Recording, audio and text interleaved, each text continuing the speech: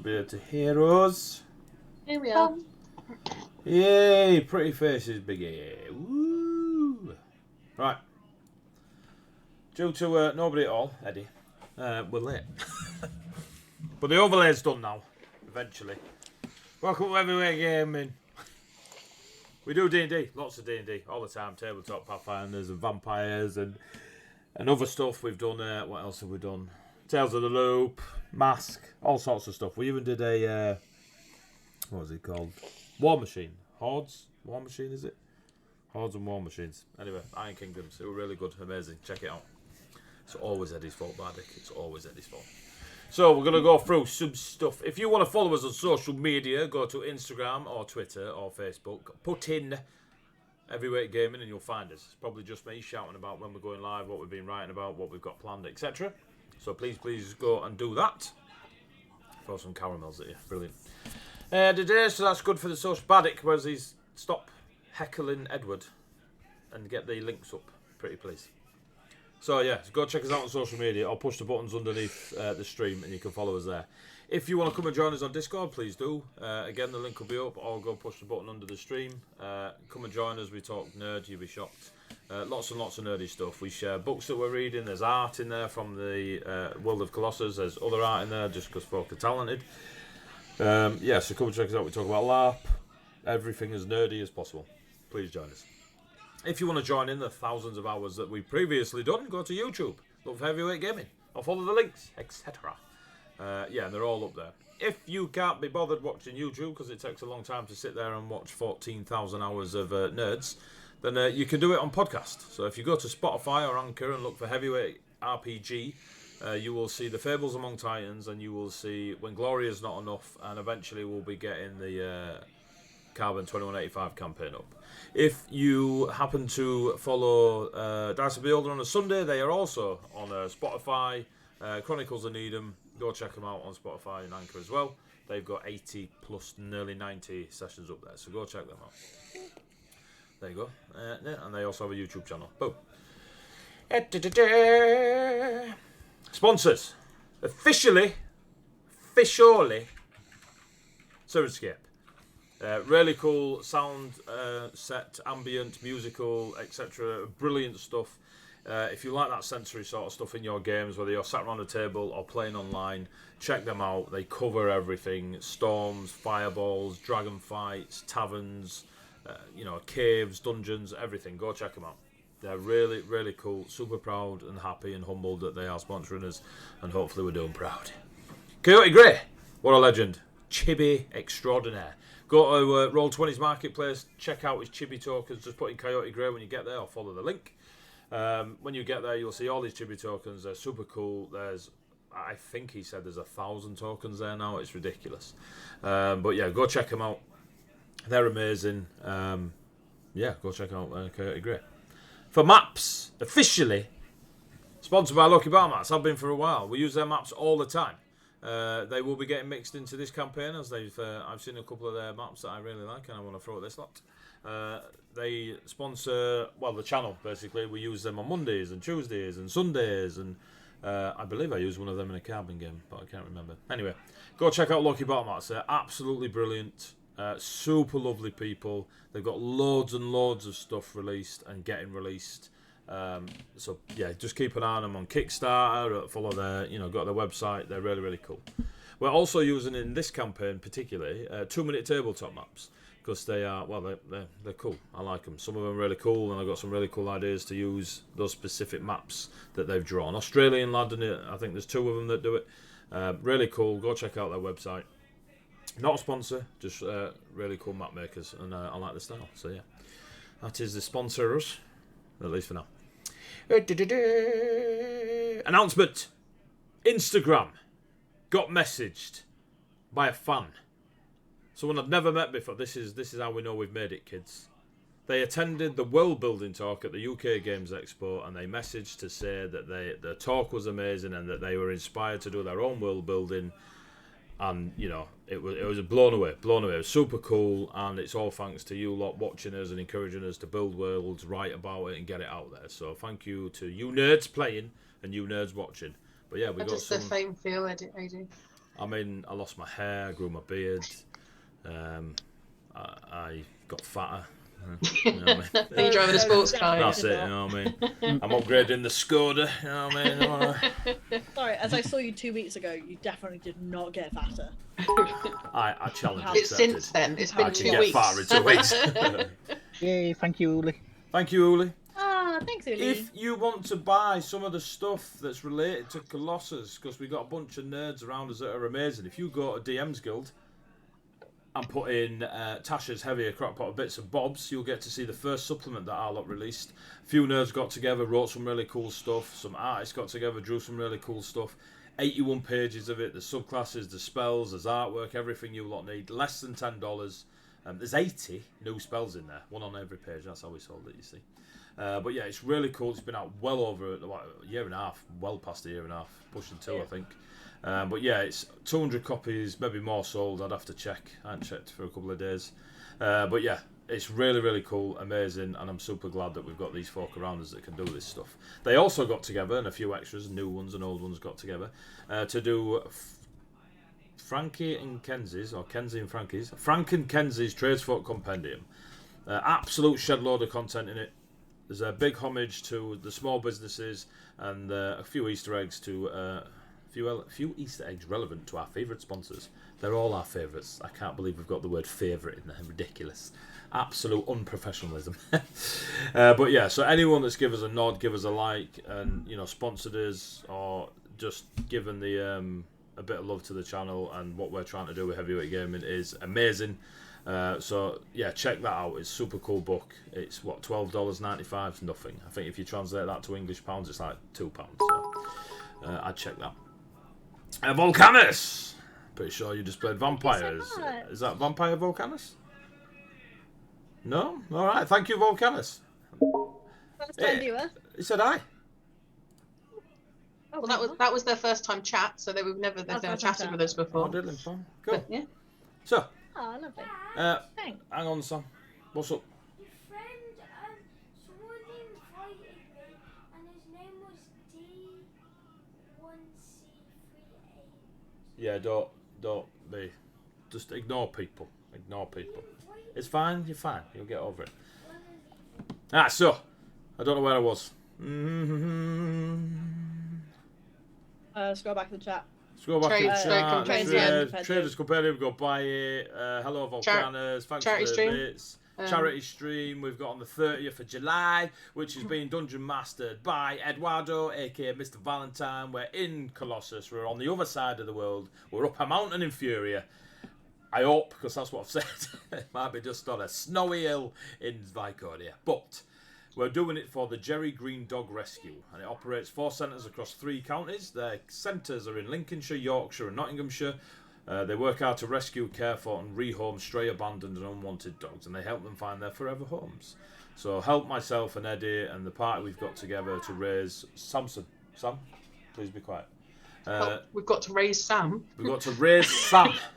Somebody else, because I'm not. No. So yeah, we're going to try and raise a few quid from over a 24-hour charity stream. Please follow the Just Giving link. If you can throw some money at them, great. If you can't, get your mates money, get them to throw money in. And if both of you are skint, mug somebody and donate it to the charity stream. It'll be much appreciated. Just don't give our names.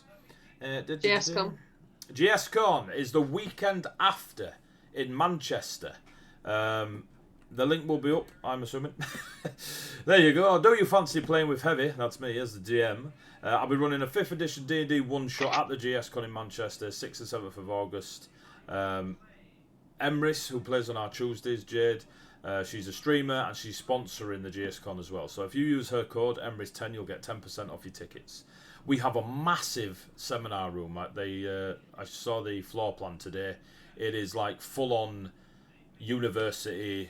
It's just, yeah. So if you want to come and watch, feel free. If you want to heckle, feel free.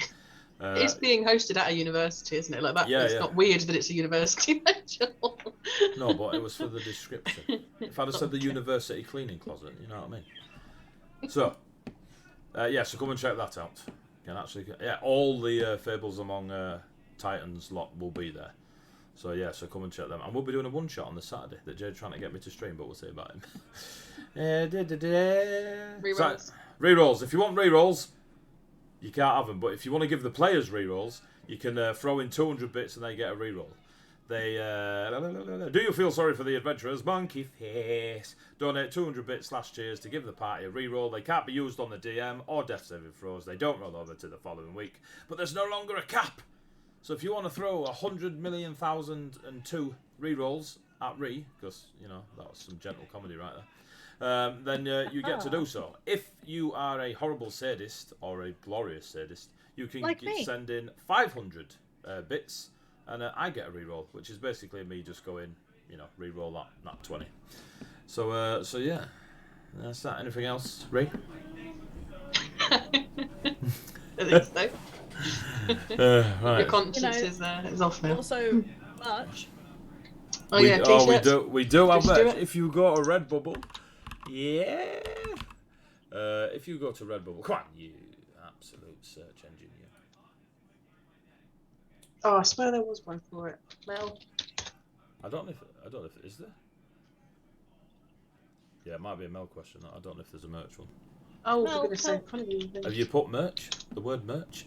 Aha! Wait. Oh. Yes, it is. It's t-shirts. Yeah, did it. Wow. Okay. One of them spams is a link to Redbubble. It's the Nightbot one. Right? We got a very cool t-shirt design by Friday. Right? As in, she's called Friday. Go check it out. Not only is it the one that is beautifully sporting and fashioned by Hannah, but there is another one up there for the No Dragons in Colossus. So go check them both out. They are incredible. Is that up now? Yeah, it's up now. Oh no, Yeah. I'm about to buy another t-shirt. So, yeah, go check that out. Absolutely. There's a lady fades into the distance. Absolutely amazing. I've actually gone to I've just gone to the shop to get it. So yeah, go check that out. Is that it? Bought mine the other day. What a legend, Bardic. What a legend. I should really get some sort of like pictures up of these t-shirts and stuff. Get some printed and take them with you to the cons. No. That costs money. Okay, that sounds too much like our work. No. Spend your own money. I'm not spending mine for you not to buy the t-shirt. How good the t-shirt is though, and I bought one for Jason too, and he loves it and is refusing to take it off now. I mean, did you buy him a white one? No, I bought him a black one. Cool. They can wear it longer then. That's fine.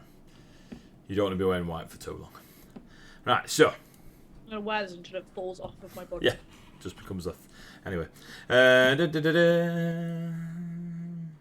are we on? So, Bard's Day Off. Let's go with that because that Bard is hella energetic. Not working. There you go. Cool. That went loud.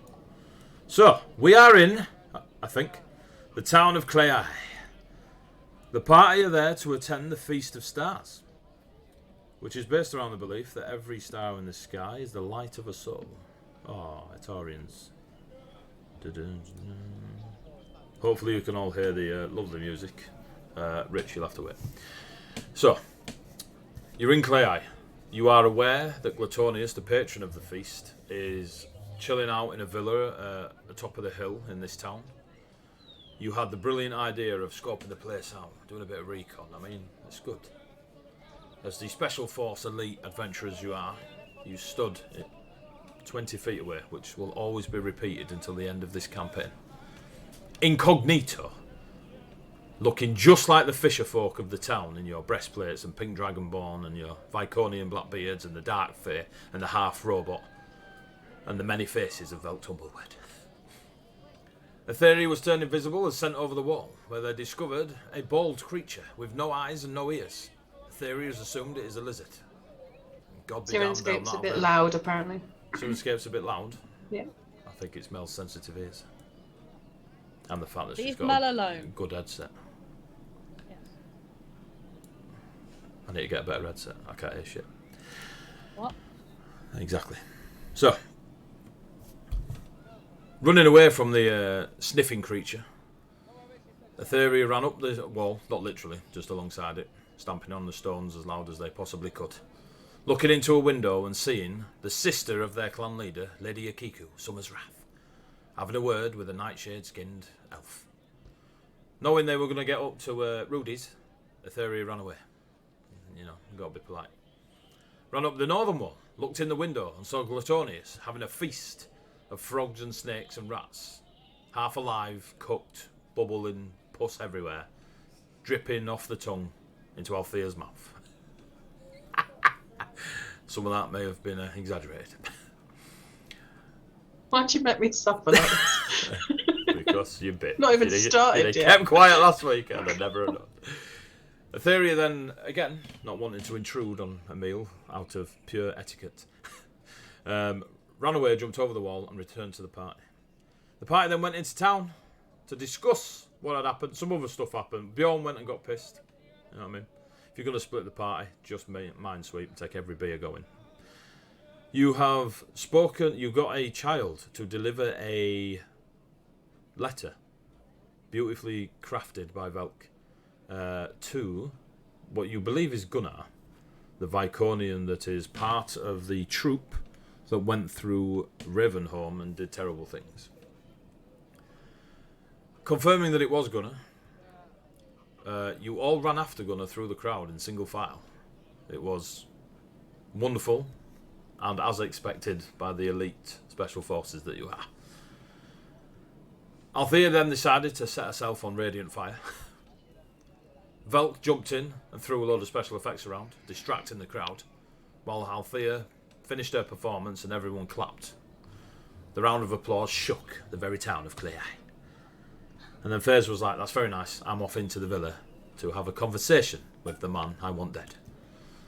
After many interventions from Etheria and beyond, Fairs was like, alright, I'll count to 10 and walk over here. Rhea's flying around somewhere, but Hannah's back now, so Rhea's going to land. With tired wings. When the radiant light faded from Althea and the magic of Velk crescendoed and Bjorn misty stepped towards Fizz, you all went and took positions in the town so you could get a better look of the feast that you know is not far off, because most of the tables are now filled with meats and salads and pots of dip and jugs of wine and jugs of water, and the tables are filling more and more and more. They go all through the town, 200 tables easy, and in the market area there is the spiralling tables that kind of not as smooth a line as you'd hope, but they come to a larger table in the middle with several heavier chairs that probably the patron sits at. So we join our heroes. My first sentence of session 15 is, the party is split. Which, if I scroll back, is the first sentence in every session for the last. So you're all in town at various places. Unless you are getting together, can you give me a description of what you're doing or trying to do, or are you just climbing up, hiding on a roof, walking in the crowd, drinking more booze? What's your plan whilst you wait for the feast? Bjorn is currently just drinking slowly, keeping an eye on the villa to see if anyone comes back out. Cool. Etheria. Etheria was sat at the piers that have entrances, the start of the pier, waiting for Fairs. Because Fairs was sat on the end of the pier. Yes. Cool. I'm here because of Stranger Things. Welcome, Red Rice Ball. Welcome, person from Stranger Things. A lot of folk come here, or anywhere near D&D, because of Stranger Things. You are welcome. Enjoy yourself. Vecna will not be turning up. Not yet. No. So, Etheria Fairs, you're on the pier, yeah? I am at the end of the pier, but I would like to, when we get to it, I'd like to vent my frustrations to the Red Lady. Okay. Althea? I think Althea was in You was the room. exhausted, yeah. Yeah, I'm in the room with Velk. Etheria. Oh, with Velk. Velk. With Velk. I will... Roughly what time of day is it? In terms of, can I sleep for 6 hours before the feast? No. Okay. But it is tea time-ish. Tea time. I will then head down out of the room. Actually, no, I'm going to stay in the room with Velk. I'll wait and see. I'm just going to be chilling out, maybe trying to get a short rest, but staying in the room and waiting to see what Velk wants to do. Okay. Raya. It's So- nice for her just to be away from everything and just be sat on the rooftops and just people watching. So she's Okay. just going to do that, trying to like pick up on mannerisms that people do. So whilst they were all doing their thing last week, you essentially did that. You sat on a roof and flew around. They failed every time they tried to spot where you were. Not that they were trying overly hard. They just had a quick look and couldn't see you. So you are aware of whatever the recap I've just said, and if you did watch of any of last week's session, it was all done out in the open. They were terrible at hiding, so you could see everything. Fantastic. Except maybe Etheria, who cheated by going invisible. But but yeah, so you are more than able to do as you wish or carry on sitting up there and just people watching. But you will have seen like Gunnar come down through and them chase after him and stuff like this. Okay. After kind of assessing that FaZe is like gone to do their thing, surprisingly she's going, seems like they maybe need to be alone for a bit. Gonna let them do the thing. No one else seems to need anything or want of anything, so she's like, I'm just gonna leave everyone alone for a bit. Right, so we'll do Althea and Velk first. You're in your room in the left marble. What are you doing? Althea thinks we should reconsider what our plan is here.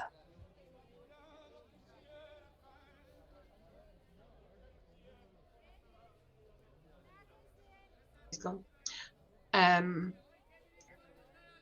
Velk, what do you think now that Gunnar and subsequently Plutonius and whoever else they have here with them know that we're here? What is going to be the best course of action now, in your opinion?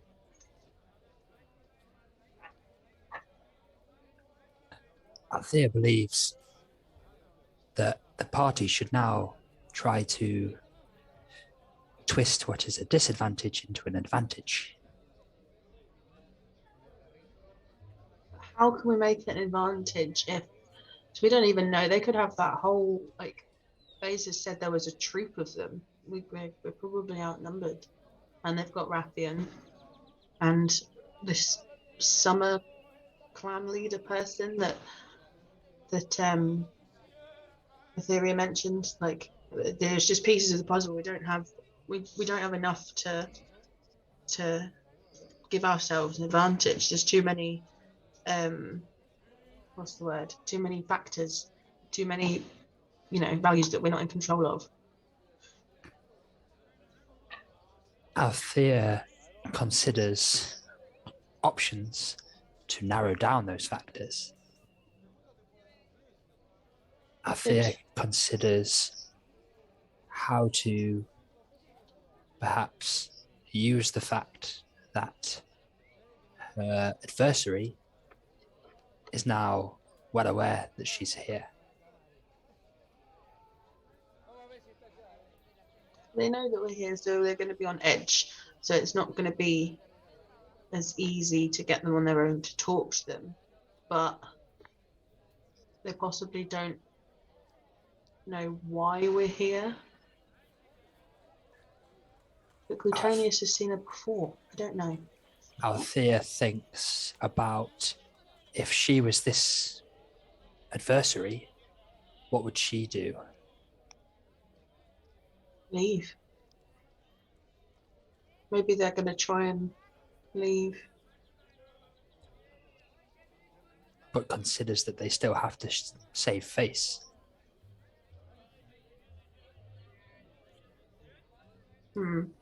That's why we thought Rathian was here. We thought he was either going to be a bodyguard or an assassin.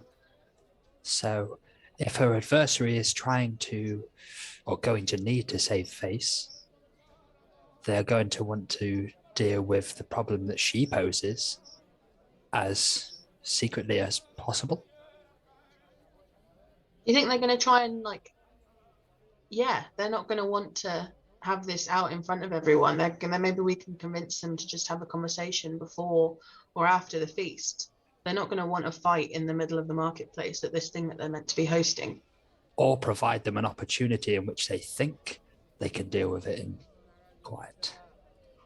We could offer to meet them somewhere neutral, because if we offer to go to the villa, we don't know who's there. She considers maybe not to offer, but to bait. Bait, yeah, that's a better way of putting it. A opportunity too good to miss for her enemy.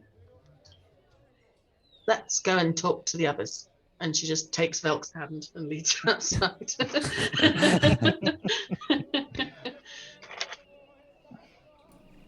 Okay, so while you've had that conversation, you're about to walk outside. Faze and Etheria.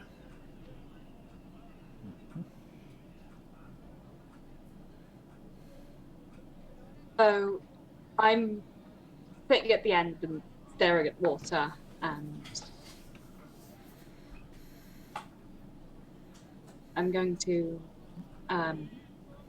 think or pray to the Red Lady about how angry I am that Gunnar's here, and to ask why I can't see him, to ask if she can help me to see my adversary. Give me a religion check. Ooh. You'd think I'd be better at that, being a cleric, but nah.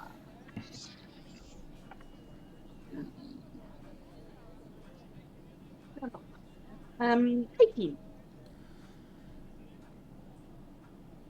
You can still hear the ambience of the town behind you. Like there's a feast about to happen, so it's pretty jolly, or at least free food and free beer, as jolly as they can be. A lot of them are like Bjorn, but just a Taurian. You kind of settle in, look at the water again. You see a few of the humanoid shapes beneath the deep beneath the water, quite large, similar to the Neralife that you saw. But they don't disturb you. They're deep beneath the water, and it goes a little bit quiet. You still hear the din, but it quietens, and you feel the presence of the Red Lady. And just a whisper in your ear. Blinded by rage you are, child. And then it fades.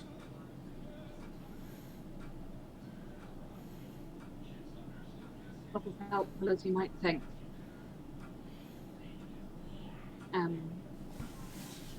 Once she's gone, I'm going to stand up and sort of brush myself off and turn around and see Etheria at the end of the pier. And I'll wander over to them and say, Etheria, I think we should probably go and find somewhere to watch proceedings, don't you think? Yes. I left Bjorn watching the villa. I think he's smart enough to come and get us if anyone comes out, but so you got some rerolls. Yeah, I think we should go get in position. I think Althea and Velk went by the inn if we want to go collect them first. That's a good idea. We'll go to the marble. Yeah. Cool. As you head to the left marble, just as you enter the main door, you see Althea and Velk crossing from upstairs, like across the main area. Main drinking area. Just wave. Here you go. Hello. So we were coming to look for you. Do you know where the others are? Bjorn might be watching the villa. Okay, that's good. Was supposed to be. Rhea, I haven't seen all day. It's really odd. About an hour. But... Rhea, I haven't seen for about an hour. Considering for that Rhea weeks. is usually stuck to Faze's side, that is an entire day, so... Can I pop my head outside and sort of scan the rooftops and the skies and see if I can see her? Yeah, give me a perception check. 19. Yeah, you see her on the roof. Just waves down like, hello. I'm gonna turn and see Etheria. Yeah. And point out Rhea. It's like, can you tell her to come down, please, with your. Yeah.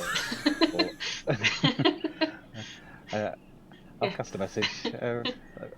Rhea, are you okay up there? Could you come down, please? Flies down. Like, what's up? Hi. Elk has come up with a plan of sorts, a way to deal with the not so subtle what should we call it, explosion that has now led to Gunnar and probably therefore everyone else in the villa knowing that, you know, we're here for them. I bet it's your plan. No, give him credit. It was mostly Velk's plan. He's good to bounce ideas off of. But there may be a way that we can coax or bait.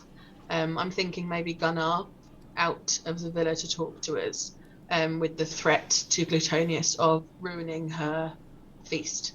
Because she'll probably want to save face on that. So we could sort of say that if she doesn't talk to us beforehand in private, we will cause a scene at her feast, which I'm sure she won't want, as she is a up and coming celebrity, it seems. But we need to find Bjorn, and then we'll talk about it. Faze, does Gunnar know you? Do you know?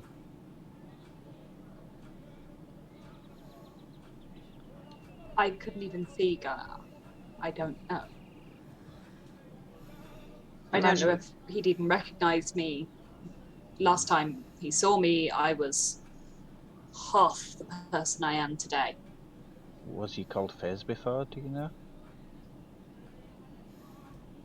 Was. But that wouldn't necessarily have stuck. Why would he know my name?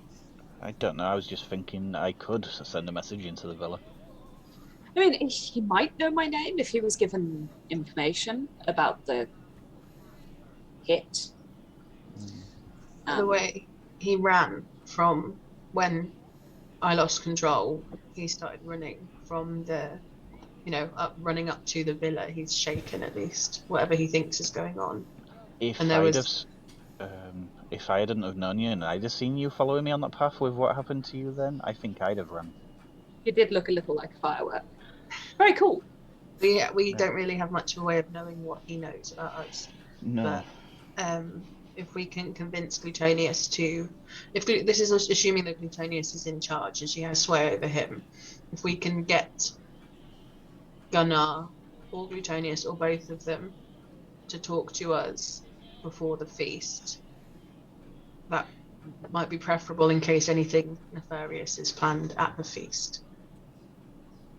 Etheria thinks less about letting them know that the party wants to talk and more about making them consider the plan is theirs.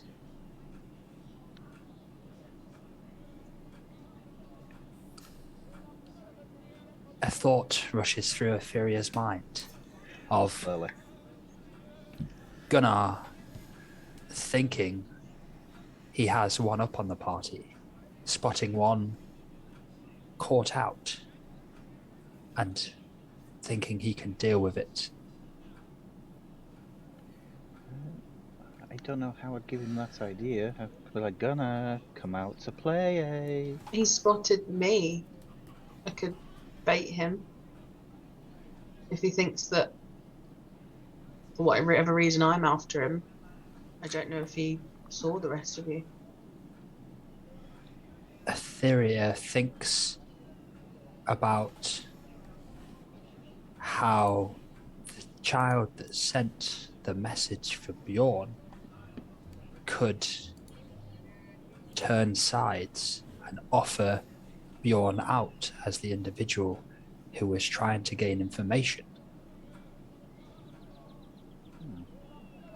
With using my message or using a child, would the child be in danger? Etheria not. thinks the child will turn sides. It could work. I don't want to put children in unnecessary danger. But... As I am saying those words, AD, Yep. my facial features will start changing slightly to that of the child who delivered the message, Okay. but then shifting back. So it would be like, like slightly starting to shift as if I'm going towards the child, and then like it will shift back to Velk. Oh. That idea I like. Would you still talk in these weird haiku questions, though? Because I think that could be really confusing with the Bit of a giveaway. delivering of the I don't message. think I've ever heard him do a haiku. You know what I mean? These weird stanza phrases. You're just going to grin at me, aren't you? Yep. Yeah. We've heard Velk talk not in... I think that he could play the role. Vel tells it to me all the time. It's fine. I don't. You wouldn't need my message then, though, unless you want to be seen at the. You wouldn't need me. You could approach them. We could be waiting for you. We could be waiting in a place if the child was to lead Gunnar or Plutonius to the place. We could be waiting for them. And I have friends here that might know of places that we could use that would be sort of out of the way. We don't want to cause any more upset within the town. I just stand grinning. Batiatus might even help us. He's not the brightest, but he's basically immovable. The one that concerns me is Lady Akiku being in the villa. I don't want to get in the way of her plans, or, God forbid, even face her. Even if her plans were bad. And say the people she's associating with don't speak particularly highly of her. If she's on the side of the people that we're here to get rid of. I can't imagine that. She's Fave. Everything is to further my homeland. Maybe she's been tricked, like a lot of people here have been. Maybe, or Vase considers, given the situation that we're in, with our enemy fully understanding we are here, getting one of them would be quite significant. I do think that, and I think it would give us some information. And if you wanted, while he was in the Truth Circle, you could ask about Lady Akiku. Lady Akiku. Lady Akiku. Yes. He wouldn't necessarily have to answer, but you could try. Yeah. But And I promise Go. not to cut his head off until after you've asked the question. I'm sure Lady Akiku has her reasons. Your answer is the most important here. With this truth spell phase, is there a way that... How to make this sound in character? Is there a way that we can make it more likely to take? What part of his personality will it test? Wow. Trying it. On a scale of 1 to 6, left to right, if you were looking at a If it was, sheet is it of like parchment, a charisma based, like? is it going to test his physicality, his sheer determination of will? No, straight The up. thing is, Ree knows. I'm just having this conversation. I assume it's like a mental game. I think all the Boardwalk will depends. send us in, and How confident he is at lying, and how skilled he is at lying. He may well be able to evade it completely, in which case we'll just have to beat it out of him. Nice. Then I don't think we're waiting for much more. We don't want to interfere with the feast in a way that, his presence might be missed. So I say we do it sooner rather than later. yeah. Are you going to be safe going up there, Velk? I feel the Okay. safest when Velk is I feel more safe with Velk being the undercover agent than you do, Etheria. Not No like offense, nothing Etheria. against you, and no offense, but I am the most terrified of Velk out of all of us here. Velk seems to have many facets of their personality. Like 12 hit I'm, points. I'm very confident in Velk. I just don't want to lose him. I don't think we could if we tried, honestly. Velk would just ping back up holding a book and being like, Yeah. Etheria thinks, where We'd did get a- Velk come from? We get a new friend with a mustache, like. And show up and be like, Yeah. I've taken over the writing of the book. Chapter 5, Resurrection. So Let's- resurrection. Let's go and find a good spot for the ambush and send Velk out from there, because it makes more sense than picking somewhere afterwards and leaving Velk a bit confused as to where to find us. Yes, let's go and speak to Batiatus and see if he's got anywhere quiet that we could be that maybe isn't in a tavern in the town centre. All 20 feet from the villa.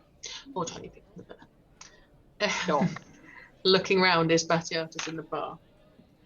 Batias is in... Not this one, no. You're in the left at the minute. Doesn't matter. Batias was in the right bar. The right marble. I'll go and stick my head in the right marble. And then I smashed his head together. Batiatus? Huh? Just appear next to us, like really close to his face. You get poked. Come over here a minute. You stood I'm right gonna- next to me, girl. I'm gonna note, like, trying to pull him over to somewhere that's a bit quieter, that isn't in the middle of this. Don't go away, I have more stories for you. And just walks over. Where are you staying while you're in town? Well, if my charm, I'm staying here. Staying here. Do you know of any like quieter places, like meeting places that aren't like the? Are there any more taverns that are kind of on the outskirts of the town? Why, you want a bit of quiet time with your Batias? No, darling. Oh, thank Christ. It was a mate of mine called Chris. Wife would kill me. Why do you want a quiet bar? What's the point of being a gladiator if you're going to stay in a quiet bar? We need to have a conversation with someone that we don't particularly want to be overheard. Ooh, nefarious. Look, Not on our part. Batias starts looking around. Not on your own, right? Yeah. Well, these are only 2 taverns I know of in town. I mean, it's just a fishing town. Can I just whisper in Althea's ear? Wouldn't it make more sense to be a little outside the city, not in the middle of a tavern? Loads of quiet places out on the road. To be not nefarious. Starts winking at you. Yes, I'm going to do it backwards. Oh, Nefariously. Don't worry about my camera. it moved on my screen. Okay, if there's nowhere in the town, we will just find somewhere outside the town. I'm sure I we mean, can do that on our if own. you'd have come earlier, like before the feast, loads of quiet places. But there's not loads of people there. There is loads of people here. Okay. Thanks, Batiatus. No problem.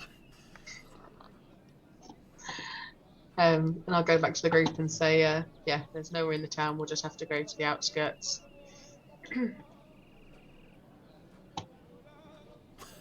I'm planning to hit him. Outside does make more sense to me.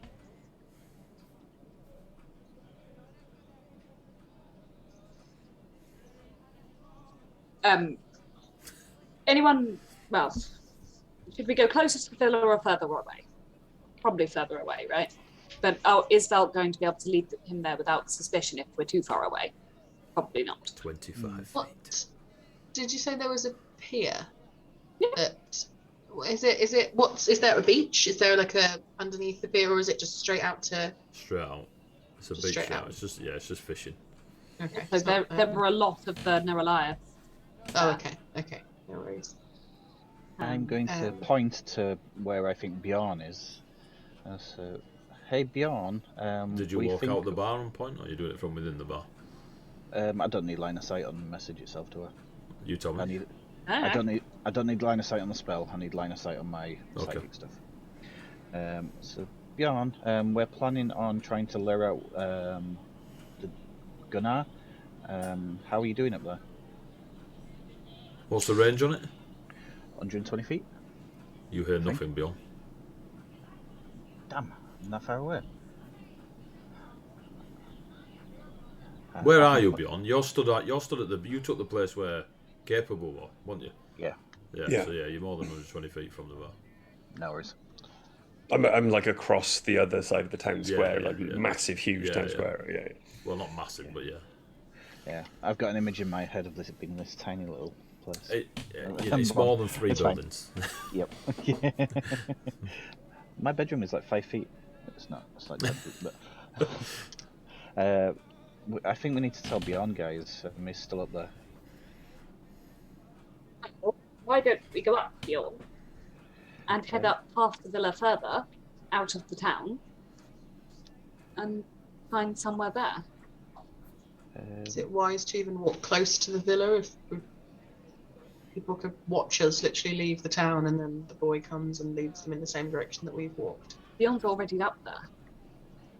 Bjorn's up there. Bjorn is possibly one of the more inconspicuous of the group. I'm just wary about us all being together near the villa. They're going to be on watch. I don't know, but standing here is not benefiting us. So No. I think someone should go and get to Bjorn, and we should move out. But I just don't feel like us all walking over there as a group near the villa is there. Bjorn, You don't give me think a we should walk- perception check. Rest of you carry on. like a line Okay. of ducks, I was going to say. Yeah. I can tell Bjorn what's going on as soon as I get in range. Yeah. The theory. Can you just stand in the town centre or something? And 16, 80, 16. The gate opens ever so slightly,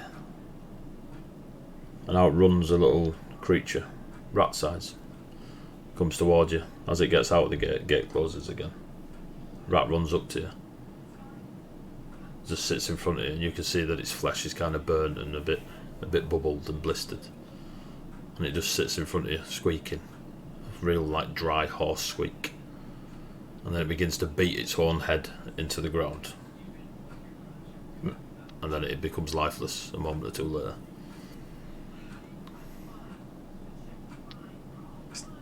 Like looking around the crowd around me. Did you all see that? There's a few people nearby that look. What did you do with that rat? I did not do anything. I'm just eating and drinking and enjoying myself. Yeah, whatever. And you see like 2 or 3 people just walk away from you. No one reacted.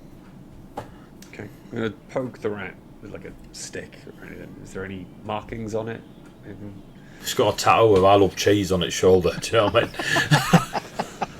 mean? Tom for life. You know what I mean? I killed Tom because he's a pussy. Jerry's my mum. Anyway. Any weird brands or runes burned into it because it's all Give me a scorched and perception stuff. You know what I mean. I know, mate. But I've got to entertain myself. Was that perception? Yeah, again? Yes. 15 that time. So you don't see any markings on it or anything, but what you do notice is it was in a pretty bad way before it even got to you. I mean, without like full on, veterinarian it does look like you're quite impressed it managed to make it to you from the villa gate to yourself. But there's no pops out of glyphs or carvings or marks or anything like that. But the end of the stick does sizzle a little bit. So it's like as if it's still hot. As if it's acidic rather than hot. Okay. Look back towards the villa. Is there anything following? The door remained closed when the rat came out. Okay. That was a little bit weird. You just say this out loud. Yeah, to myself. Okay. Gonna drink my drink. Costo walks past. You need to stop doing that, man. Or talking to myself or drinking, which yeah. So the rest of you, what are you doing? Are you going to find beyond? I mean, you can see him up top of the hill. You could get within 120 feet if you wanted to, Etheria. Yeah, I'd probably do that. Walk across just till I know I'm in range, and then just send a message. Pretty much exactly the same. Just letting them know we have a plan, and is he alright? You get a message, Bjorn, from Etheria.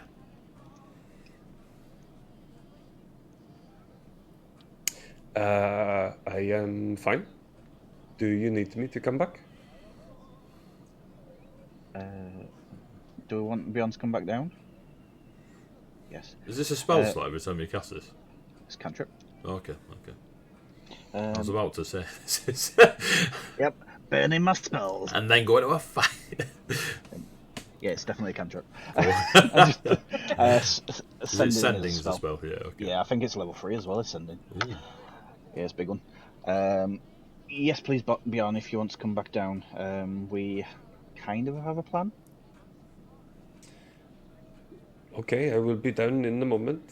There's a very weird thing I wanted to talk to you all about that just happened. It was quite strange. I'll be right there.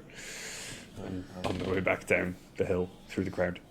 Cool. Do you leave the rat there? Yeah. Cool. I'm not picking it up.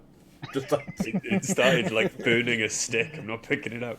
I don't know if you'd have drunk it or something. So Comes back down with it on a stick. look what I found. Mm. So you meet each other in, you've met up, you're in the town. There's people around you, there's tables of food everywhere. Before we do anything, I do not know if it is a custom somewhere that I have not yet traveled to, but I have not heard of it yet. When I was watching the gate, it opened a crack, and a small burnt rat ran straight out and killed itself in front of me. Sorry, what? I do not know how to describe it better. The gate opened very slightly, and a rat came out, and it made its way into the town towards me, and then beat itself to death. How many of those drinks had you had at that point, Bjorn? This is still the same drink that I had when you left me. I have a really important question. It was not made of stone. Was it made? Okay, cool. I saw where you were going with that one, but Are you sure? Like, did you touch it? it was all burnt and fleshy, and it had an acidy smell. Fucking hell. Plutonius was eating all messed up rats that were full of pus and bile, and they looked all nasty and stuff, and there was rats and snakes and... During my little episode, the tables were covered in that sort of thing as well. Is it worth the... Storming the castle and killing them all. No, I thought maybe seeing if there was anything magical going on with the rat, like with a spell. You want us to walk all the way over there? I will be right back. Yeah, I knew Bjorn would volunteer. I'm gonna walk over back to the rat. So while you walk back to the rat, thank you for the follow. While you walk back to the rat, I'm gonna activate my Eldritch Sight on my way back, so I can. 30 feet, yeah. Yeah. Cool. Are you trying to see if the rat's magical? Mm-hmm. Cool. You get illusion and necromancy from it. Hi, Lindy. Illusion and necromancy. Correct. And then it fades, as if similar to when the life leaves someone. Okay. Poke it with the stick again to see if it's still acidic. It's not acidic anymore. I'm just gonna pick it up and take it back to the group. Cool. Give me a wisdom save. What?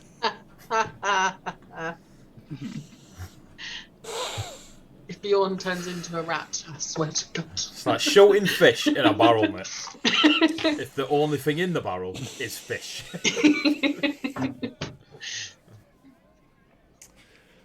It sizzles. It's necromantic. There's an illusion on it. I pick it up. He said the touch magic. it He and said the keep magic had touching it. faded. Fading. Wisdom life save, leaving yeah. a body. Beyond's wisdom, obviously yeah. wise. There's rerolls as well. I mean, who knows what this rat might do to you? Oh my god! If you start eating it, 10. Cool. You take a enormous, scrumptious bite out of the rat. And it is, this is the best. It's like being back home, sat round the campfire, and you chew on half the head of the rat. I don't want to play this game anymore. It is. There are people staring at you, Bjorn, like they've witnessed the apocalypse. We see Bjorn. Can I see it? How close are you lot to Bjorn? Bjorn set off up the hill to get the... We're where we were. Etheria is at least 120 feet to get the message. We're over that. Yeah. So if you stayed there and just watched... We watched him walk. Yeah, so you can see that he crouched down, picked something up, started eating it. Etheria, if you're a bit closer, give me a perception check if you want. I don't know if I want to see this, but I think I need to. Brooke, we've all got genuine horror faces. Or like, Eddie's like, it's easier to pint. I don't think I see a thing. A 5. I'll be the judge of that. You see everything. DC were a 1. You can taste it. DC were a 1. Is it inverse DC? Yeah. Did you say we all see at least him crouching down to eat something? He crouches down, picks something up, and puts it to his mouth. Given the situation, the party looks over at Bjorn, wondering, why is he now eating something? Etheria looks at the situation and goes, I could guess, but I can't see it. The people looking at you, Bjorn, are horrified, disgusted, like they're all backing away from you like some sort of crazed lich. Go and get him. Like, hopefully, can he just finish the rat and then stop there? Is he? Maya, you're probably quickest because you can go over the top of the crowd. Maybe you should go and stop Bjorn. Just go and get him. Eating that I assume he's eating, unless he's just picked up a pitter pocket off the floor. I'm gonna message next to the rat. I'm gonna message Bjorn and just say, "What are you doing?" You're eating a beautiful lamb bitter wrap, mate. I am eating one of the finest meals I have ever had the pleasure of having. The sauce, it runs down your throat, so nice. I tell you what, I will bring some back for the rest of you. And I start making my way back down the hill to share the food with the rest of the group. You know what the worst part is? I have rats in my freezer because I have snakes. And I have been terrified of this day. What, them coming alive and you eating them? I'm just mistaking them for, being that drunk. An ice lolly. I've never had that fear, but just the thought that I too have rats in my freezer is making me feel not okay. I hope the rats are dead, I'm just saying. Very much so. I just need to check with you a lot, you know what I mean? It's weird to freeze them. I mean, if they weren't when they went in the freezer, they are now. So Bjorn, are you coming to them with your meal? Yeah, cool. With your meal, Just as much as your imaginations can think, you've seen Bjorn coming towards you, and he's chewing on this horrifically blistered, burnt, dead rat, and there's some chunks missing out of it. It looks like Gollum in HD. I just want to punch it out of his hands. Yeah, when Bjorn gets close enough, I want to go and take the rat and jump up and down on it. You're going to touch it. I touch it. Can you give me a wisdom save, please? Yes. You're a cleric. I hope you can give me a wisdom. This is a living nightmare. Well, he did ask us before we started all of this. Are there any trigger warnings that we need? on. None of us in 21. I didn't think I'd have to realise. You grab the Everyone's rat. coming to us. You grab the rat, Bjorn, unless you're really intimate with this meal. God, please don't be intimate with it. No, I brought it back to It's share. past 9 o'clock, so it could go anywhere. Be brilliant. No wisdom save necessary. Bjorn, you let Faze have the lamb pitter bread in your hand. Wrap. Try it. It is very good. You just see Bjorn like from my literal dead body, and I'm going to drop it on the floor and just jump up and down on it. What are you doing to the food? Bjorn, it's a rat. I'm going to slap Bjorn.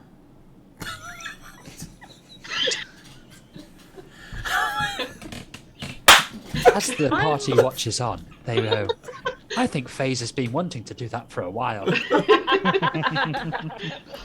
You see, like, 4 previous NPCs walk past Velk and go, you need a new adventuring party, mate. Right marble. If it helps, I use the human hand. It's a bit less hard. Yeah. Not the, not the pure stone and metal So, one. as the folk around you, obviously, again, busy, like, you snatch this rat, throw it on the floor and start stamping all over it. A few people, and then you slap Bjorn. A few people are a little bit like, okay. And they kind of give you a bit of space for your obvious party to stand in the middle of the town. Bjorn, the more and more FaZe deconstructs the sandwich, you start seeing how chunks fly off left, right, and centre. That looks a bit more like a rat than a hang about. And eventually the magic fades after about a minute. 10 minutes total. Hey, how I'm basically part bird, and even I've got standards, bro. Just so you now know, Bjorn, now the illusion is gone, you can taste it.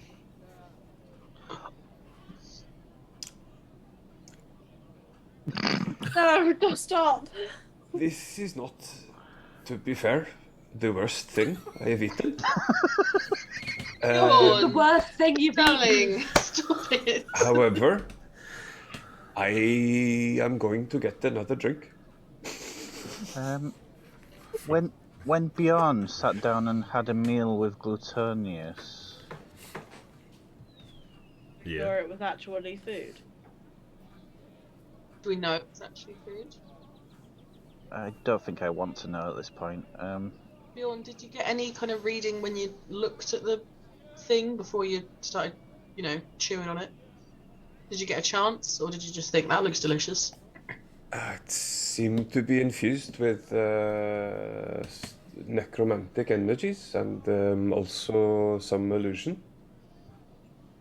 So it's unliving and not what it looks like. Is that how magic works? I don't.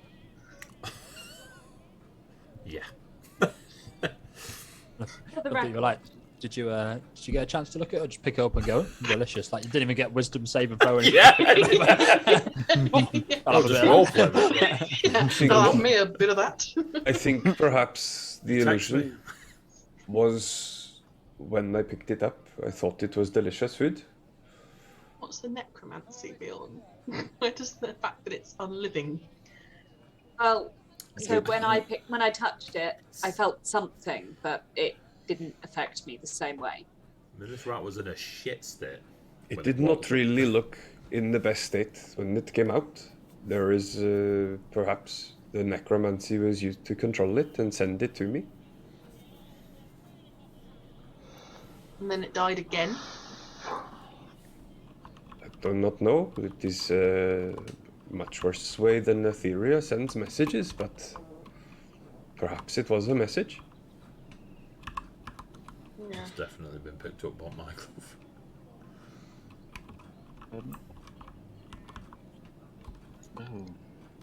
We carry on with the plan as we had it. I don't. Do I find a drink anywhere? Sorry. Yeah. There is, again, it's like free bar, free. Cool. Grab a flag of ale. are you sure that's ale?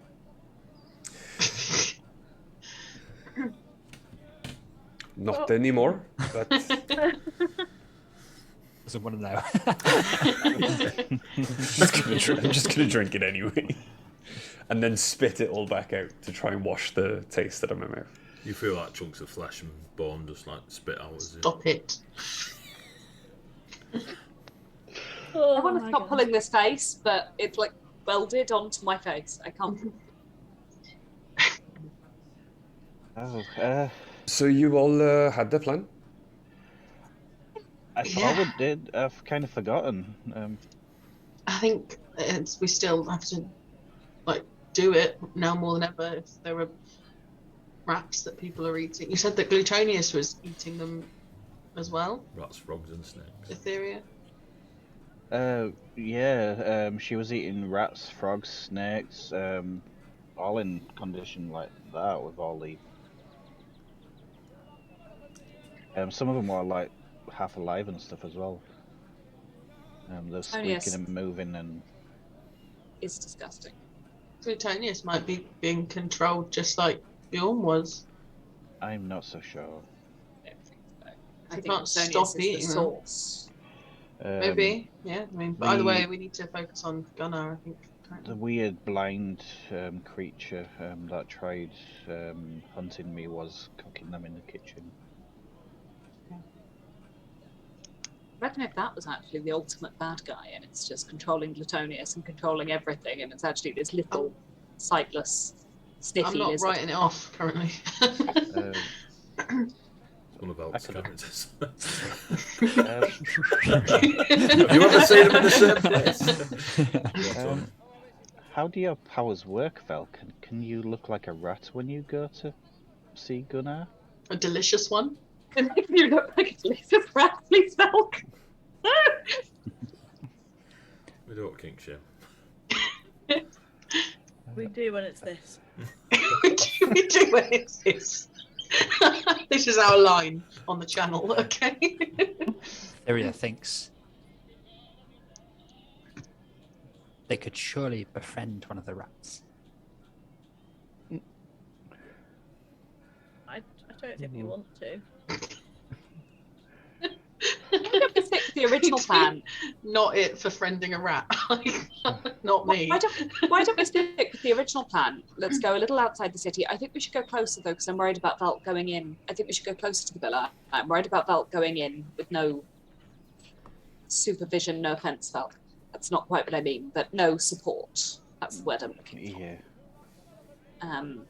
Close by, in case something goes horribly wrong and you end up being force-fed melted frogs. I don't say this at all out loud, but Velk considers support or hindrance. I'm joking. You just see a little smile about Send it in on his own. I'm joking. Let's go and find somewhere close-ish to the villa, but ideally out of sight. Surely we can manage that as a group. Faze thinks about a disused building nearby. I've considered a disused building nearby. Maybe there is one. Let's go and have a look. How do you make a building disused if we needed to make one ourselves? You go in and launch them out the window. Fire. Give them one of the rats. Thea thinks about how, with everybody focused on the festival, there must be warehouses or other buildings that are not being used at the minute. That. Do I see any warehouses? Looking around. You see storehouses used for the fish that are caught. Are any of them within line of sight of the villa? One or two, but they're mainly down. Like the villa's on the hill, so you can see a lot of the town, and then you obviously go down towards the beach area where these storehouses are. So they can kind of see a few of them. Some are kind of against the cliff edge, so not visible. Well, if we it's only it's a fishing town that is overpopulated with people coming for a buffet. It's not a city, so the warehouses are not like hundreds of feet everywhere. It's not an industrial site. It's just, but it is definitely, a place that could be considered not in use, as it were. Days, is it not the plan that we would wait for Velk to bring Gunnar somewhere outside of the city? Is that not where we're going to wait? I think we can totally do that in a warehouse. It's closer, and if something happens to Velk and they need help, then at least we're close enough to be a hindrance in person. Sorry, Velk in person. Velk brings Gunnar to the warehouse. Yes. Okay. Probably better outside of the villa in the warehouse rather than out in the open, because we don't want him to have backup. But I thought we need to be in line of sight of the villa so that we can make sure Velk's safe. Otherwise, we're not. There's no way that we're going to be able to be a help to Velk. Velk's going in on his own, unless we are. None of us apart from Etheria have the power to talk to people not talking to them, if that makes sense. So Velk either way is going on his own. And the villa's on the top of a hill. We can't, unless we're standing there peeking over the wall, we can't see if he is in trouble at all. So If we're in sight, they can see us and come to back him up as well, though. that's I think we need to trust think- Velka unless we've got some way to warn us if something goes wrong. Welk seems confident. I think we go and wait in the warehouse. It's at least out of the main bit of the city. The city's loud enough, no one's going to overhear a damn thing if we're in there. And it takes us closer, not further away. Rhea thinks about how once the warehouse has been chosen, the party could set up little things on the route to the warehouse for the boy to hide under if needs be. Well, he said, I'm just thinking about that rat. I would suggest not thinking too hard about the rat. It's gross and sticky and it's on my shoes. Rhea's a druid, she's having a moment. Like, I've eaten some messed up things. Like, I'm from the forest, but that, it was bubbling. Going to wander in the direction of one of the warehouses, still going, yeah. It was Ray. Ray could fly up and scout and keep an eye on Velk from the air. It's a fucking big seagull, that Steve, isn't it? as long as as long as they decide not to look up and shoot her down, she's not common round here. I think we have to trust that Velk can get away and slip between people's legs and hide much more easily than the rest of us can.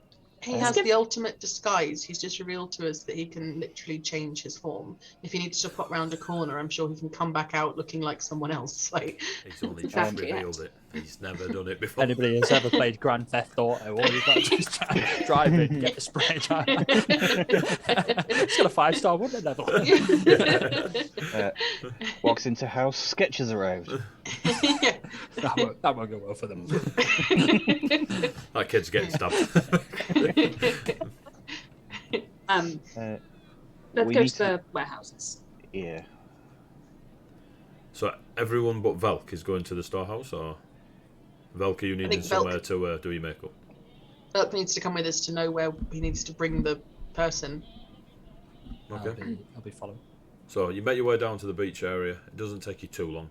There are 3 storehouses, one against the cliff, one half against the cliff and half visible from the hill, and the third one is visible from the hill, or at least the rooftops are. Within there, strong smell of fish. There are several barrels full of fish. You can see every now and then a couple of Neroliaths with a few of the local humans of the town on like sack barrow type apparatus, taking these barrels up to be prepared to be also added to the thing. But the storehouse right against the cliff, out of sight, is currently nobody in it, nobody using it. Seems to have maybe 3 or 4 barrels in there, whereas the others have about 10 to 20 each, and the people are working out of them too. And it's, sporadic. It's not like it's a continuous line of folk. We've got.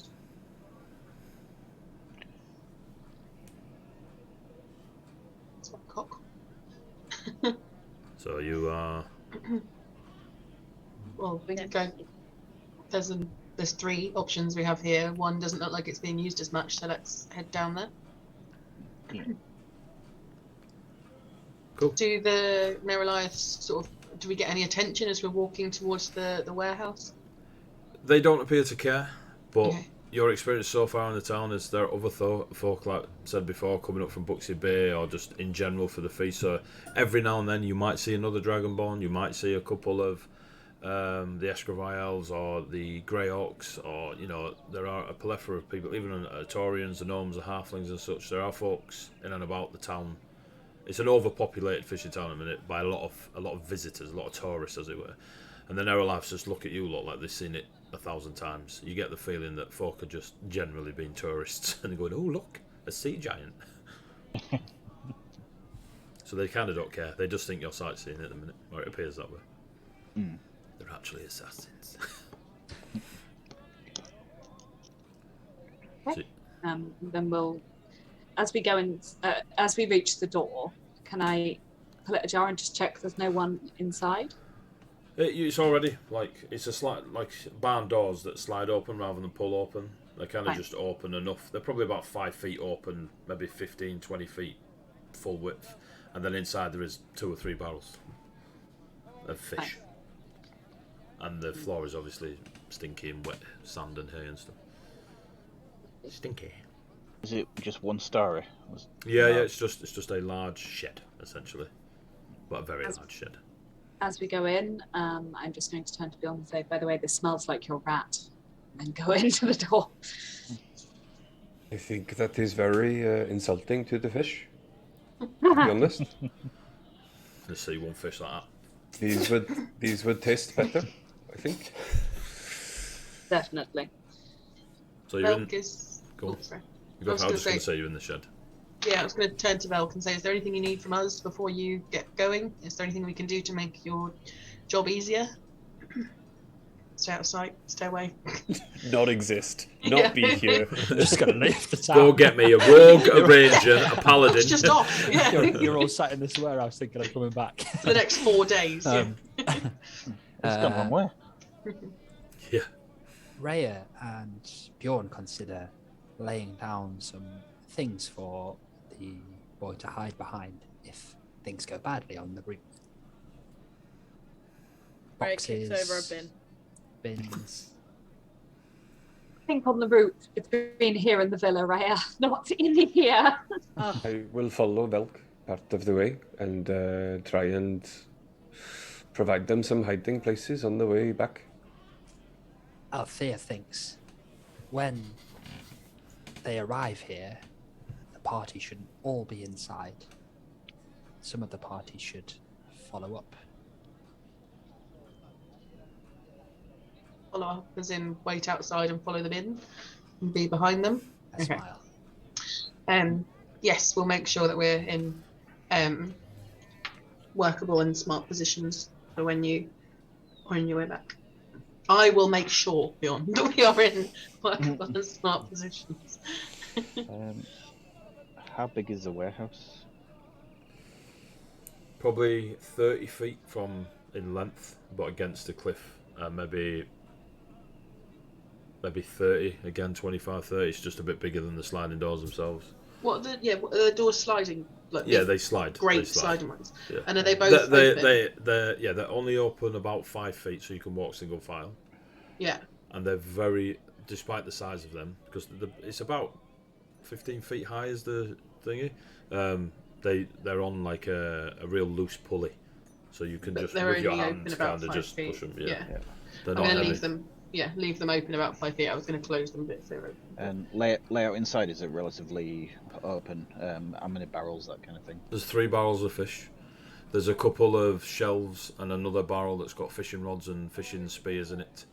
The shelves are kind of cluttered with, like there's, what's the word? There's like rotten bits of food and stuff on there that maybe it was used as bait or.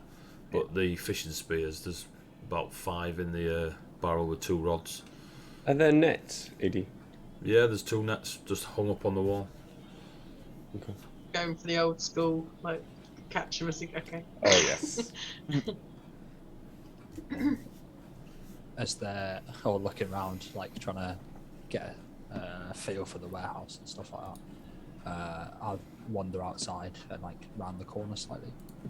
I will then change into some like more peasantish clothes from my bag, stuff everything else in my backpack, and I will wander back into the warehouse looking like the boy. The boy you sent a letter before. Yeah. What are you doing with your backpack and stuff? Alright, so I'll put my clothes inside the Yeah. backpack. But and what are you then doing with the I'll- backpack? Like I'll still have it on, like Okay. like as in like a, but it would just look like a peasant clothes with the backpack. Alright, cool. Yeah. So, what happens to your book when you? As I come back around the corner, the book is not there. There's a feather. This kid's got a moustache. Okay, so feather gone, moustache gone, book gone. Bjorn looks like the kid that you sent with the letter, but obviously in different clothing and a rucksack. You said you'd give me some money. I also can't hear a word you're saying. I have already given it to you. You said you'd give me. You said you'd give me silver. You are a lot more angry than the last time we spoke. And I have You said already deliver the message, and I'll get some silver. I have already given you the money. Do not try this with. Hang on, I'm going to look around at the rest of the group. I was not privy to all of the plan, and obviously I was washing my mouth out with the ale. There's plenty of people who pay me for this kind of information. You conspiring, and I'll start walking off. Is this Velk? The kid said he'd help us. No, that's the kid. He found us after you spoke to him. Stoked him out of silver. I gave him the coin. He came saying that you owed him money and that he, we told him to come back. I'll start He walking said something off. I know it. danger money. Kids left the. I will give you more coin. I will give you some more silver. The kids out the shed and walking away. Oh, Yeah, I'm shouting. Okay. He's gone to go and get his friends, Bjorn. He's going to beat you up. Child Velk, do What have you you turn done? around? No. All right, I'll follow him out. So you're behind Velk now. Child Velk. Are you trying to get out of this kid or? Yes, angry child. Do you want more silver? No, you've had your chance. I'm gonna go tell. I'm gonna tell on you. Where are you going to tell? Who? Who will you tell? You'll see. Okay. Child Velk is leaning slightly off to the right towards the hill. I'm very confused. Go on, Tony. Rhea, the kid will need some hiding places on the way back down. Hey, I think I can do that. Thank you. Confidence. I'm not sure Bjorn will remember.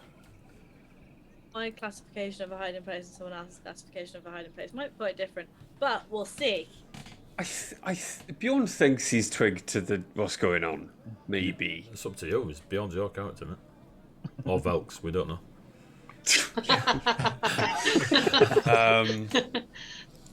Next time, Eddie, just let us know what you want us to play. I'm gonna follow the child Velk at a distance then. How big a distance? 20 feet. Oh no. No. Oh no. About No t-shirt design coming in, kids. about 20 about feet. about 20 feet is 4 ponchos. about 30 to 40 feet away, keeping a few people between us and. Cool. How far do you follow the kid? The kid is walking up the hill towards the villa. Okay. I mean, there's not many other places. Like I'll literally turn around, like, stop following me. Like, there's a few people there. Like, are you giving this kid some trouble? I am not. Are you all right, young'un? Etheria. If He's this following me. Tell him to go away. Leave the kid alone, mate. Everyone's just here for a feast. Tell him to Here, go back have to where he came from. Have some food and beer, and they just pass you like a thick pitter full of cucumber and tomatoes and a pint of something. Go back to that weird little warehouse of yours. What are you hanging about in warehouses for? Here, take the food and do one, and drink. And they just like shove it into your hands. all right. I'm just. Go on, kid. We'll keep an eye on him, mate. Bjorn's just standing there thinking, if I go back to the warehouse, I cannot create hiding places on the way back. I am very confused. Bjorn can think all he wants. The child is up the street, and there's now like 2 or 3. I'm gonna turn around and wander slowly back towards the warehouse. Then You just say, "Nah, God, bloody Viconians," and just these people carry on doing what they were doing. Right, before we find out what Only a 40 feet. what we That guy who's trying to hit on you, like he's right here. I need to take you somewhere. Oh shit. He's there. He's right there. Right. what I was gonna say was I was gonna wander up to like the outskirts in a corner, and when he was away towards the villa, stop and watch for his return. No, because before I could say the words, Velk turned around and shouted. Stop. Oh my God. It's best that you're down with us, I think. So before Velk goes in, you lot obviously are going to prepare some stuff. We're going to have a quick break so I can go to the loo and then get a drink. Probably separate scenarios. There's only this rat munching around here. So, yeah, we'll be back in about 10 minutes. Please stay, please return, please come back, tell your mates, all that good stuff. I hope you're enjoying it so far. I don't know what's going on, but hopefully it's funny. So yeah, we'll be back in about 10 minutes, folks. During the break, you'll see a lovely little video put together by GSCon for the D&D one-shot that I'll be running in Manchester at their con. Who knew it was called GSCon? On the 6th to the 7th of August, I think it is. So yeah, so I'll be running a one-shot there, 5th ed, 8 to 10 players. We've got our own massive room. It's going to be amazing. Or you can follow that link. Right, we'll be back in 10, folks. Bye, baby.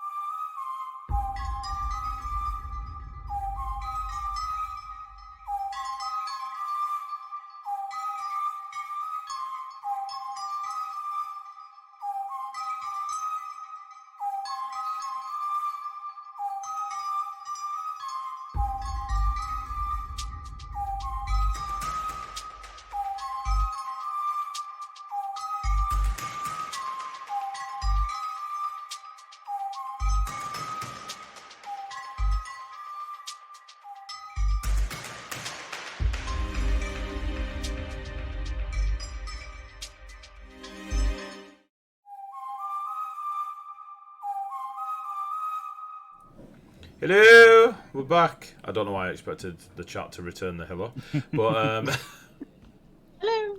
we're here, folks. We're here. Oh, 5 followers off 300. If you got Hey. mates or make some dummy accounts, just get those followers. What does the I've made too 300th many. follower get? A signed picture of Spartacus. Can I have one of those anyway? Which Spartacus? The old one or the new one? Well, if you ask a roommate, they're all Spartacus. So. And the new Could one. not be of Leonidas. As in, I might keep that for myself if I'm honest. As in our Leonidas. Oh, is it? You want me to get? Get the picture that Friday drew. Fake a signature. Fake a... Be real, Give him a legit. signature. So, you are in a fishing store down on the beach, hunkered against the cliff. So you're out of sight of the villa above, and you are, preparing yourselves to speak with Gunnar. Velk has disguised himself as a child without a moustache. Got beyond some funny looks and nearly a slap, and is heading up to the villa. So before Velk goes, moustache deep into the villa, what's your lot's preparations? What are you doing? Rhea is going to take a flight round to the villa. Not straight up close to it, but a good enough But in the sky, yeah? Or it's not going to be fly through the crowds. That would be a lot. Well, I don't know. I've just got to check with you lot. So, how tall are you? Amazing question. I think I'm about 6 something. Cool. Even better. The Atorians see the great condor fly. Oh, no, 5'10". Oh, tiny. That makes much of a difference. Mini. But... I'm not 6 foot. I'm 5'12". So give me a perception check as you take to the skies. Velk, give me a perception check. 18. 18. Cool. So you're flying overhead the villa, yeah? Non-natural 20. Okay. Ish. Ish. Yeah. It's like I don't want to fly directly above the villa. I want to kind of circle around it once and then figure out the prospective routes that Velk will take back. Then, So make sure they're with your strategically perception boxes. check, you can see that the centre of the villa has no roof. So it's kind of just a open square around a gardened area in the middle of the villa. You are in the sky, just so you know. In that garden area, you can see 4 people. Unless you go closer, I'm assuming you're trying to look as much like a seagull as possible. A 5'10" seagull, but obviously. These 4 humanoids. One is of a shorter stature and rotund. Let's go with Gluttonius. There is someone that from this height just looks like a carbon copy of Althea, like in the full armour and everything. You can't see any features. Yeah. There is a 2 more lithe humanoids that seem to be in similar attire to Etheria, but different colours. Darker blues, both of them are in darker blues, similar to the fashion of Etheria, but you can't really see any features. But you're quite high up. The 2 possible routes Velk could take is either off the cliff and straight down to you lot, or back down the hill path that he's walking now. He could, to be fair, run the same way Etheria went. So. Okay. Well, back down the hill then. I would like to kind of swoop down and strategically place some boxes and such. Not so strategically that it looks obvious that someone has moved boxes, barrels, or whatever into hiding places, but enough to be able to create some form of cover, Cool. just in case it's needed. But then kind of follow the path back down to either more crowded areas where they'll be able to hide within a crowd, or Okay. Into my brain. So I don't usually like telling my numbers, but I can't believe what I just rolled. So four That's dice, Okay. all 20s, all D20s. I got an 8, a 19, a 19, and a nat 20. Yeah, fucked. Oh, those loaded dice working out for you, really? Really well. I got a 19, a 19. And that team. Did they just so happen to be from Bardic Inspiration at all? All 4 of them. God damn it, Mel! All my dice are from Bardic Inspiration. You got Thornless Rose dice. That's all I have got a want. set of Thornless Rose, yeah. My strawberry swirl. So, you fly back down and start rearranging stuff to give Velk something to hide behind while he's getting there. Beyond what you're doing. The same, really, from a ground level on my way back. Just trying to see if there's anything I can turn into an easy hiding spot. There's plenty of, like furniture that's been brought out, like chairs and spare tables just in case, and barrels of whatever's in them. And there's a few ale barrels that are just casks open and stuff. Like, I mean, good luck shifting them, but you could easily, point them out, or they look like a spot that even Vel could spot on the way down type thing. You can kind of see all around you there's places that Vel could possibly be, and if there's a gap, you'll shove a table there, etc. I want to look for a hiding spot as well. For yourself? Yes, so that no one can see me as they're approaching from the villa, but as soon as they pass my spot in a way that I think Velk is going to take them, I will clock them from behind and be able to an follow. Investigation. Okay. Oh, nice. Investigation. That is going to be a 19. Cool. The building right now, from where you are, it's flush to the path, but there is a wooden rod that sticks out from it, and there is a long towel, like drape, hanging down from it. Maybe from where the pole comes out to the floor, maybe 8 feet in length, and it's maybe 3 feet wide. Like, you could easily put your back against the wall, and that drape would hide you from the path. Okay. I'll once I've clocked a few hiding places, I'll just go in there and wait for whoever Velk is going to lead back to pass us, so I can then follow. You're technically in total cover for perception checks, but if someone shoots an arrow at it, it's going through the towel. Because magic, yo. Althea, Faze, what are you doing? I'd like to position myself outside of the warehouse to be one of the people that follow in, like block him off from behind as he walks into the warehouse. If Are he walks you into the warehouse. hiding behind like one wall? Oh, yeah, I'll like hide round the corner of it or something. And Faze, if that's possible. yeah, that's easily done. Yeah. Faze, what are you doing?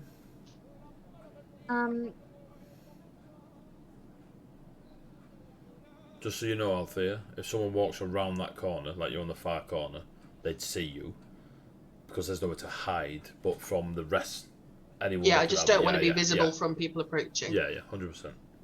Before ceiling? Sorry. The ceiling. So the building itself is about 15 feet. So the ceiling itself is just about that, 14, 15. A ladder. Sometimes there's ladders up to higher storage. There's no high storage, and the Neroliaths are all rather chunky folk. So anything they wish to put up high, you reckon they just put it there? In which case, are there any fishing weights in the barrel? Not in the barrels, but there's some on the shelves. On the shelf? I'm going to grab one of the nets off the wall, and I'm going to tie fishing weights around the edge of it. Okay.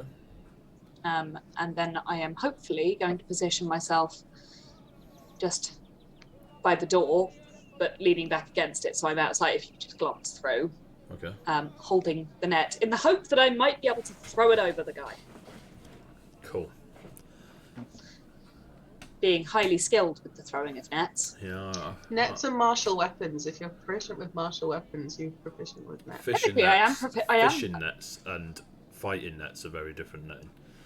Gladiators use, look, if you need Gladiators don't use fishing nets to use fight. nets all the time.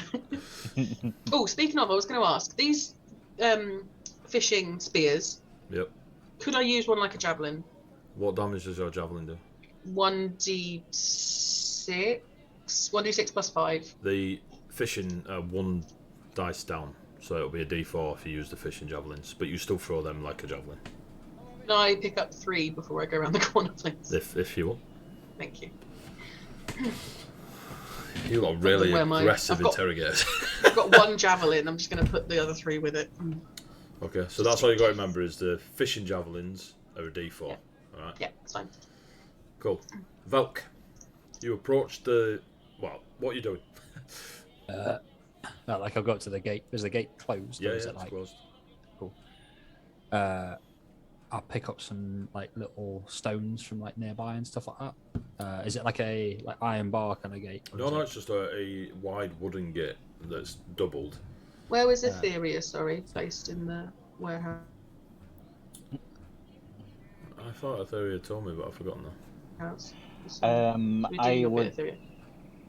I don't think I did. I would like a corner pretty much opposite the door, but if I can place some barrels and stuff to sit behind and have as much as. There's 3 fishing barrels in there. There's no other barrels, so you'd have to hide behind those, but they are at the other end of the... Yeah, are they big Storehouse. enough that I can get? Oh, fuck yeah. Yeah, behind them. Cool. Well out of sight, but easy to get out. Okay. So, Althea, Etheria, and Faze, give me stealth checks. Oh no. I'm going to cast guidance on myself before I do that. Alright. Because, you know, why wouldn't you? Guidance on the best way to hide. I would. 17. 17, Althea? Disadvantage at 3. Gonna Oh, give them my okay. guidance elsewhere. Oh, I've got disadvantage now. Yeah. 13. 3, 13, and 14. 16. 16. 17, sorry. 17. Plus one. Yeah, well, 16 plus 1. 3, 13, 17. Cool. Right, Velk, you're at the gate. Large wooden double gate. So I'll start picking up some like little stones and stuff like that nearby if there's any about, and I'll basically just like start pinging them at the gate like a kid would do. Just start lobbing them, and like a couple I'll start lobbing over the top of the gate and stuff like that. Maybe a minute passes. You put some energy into these fucking stones now.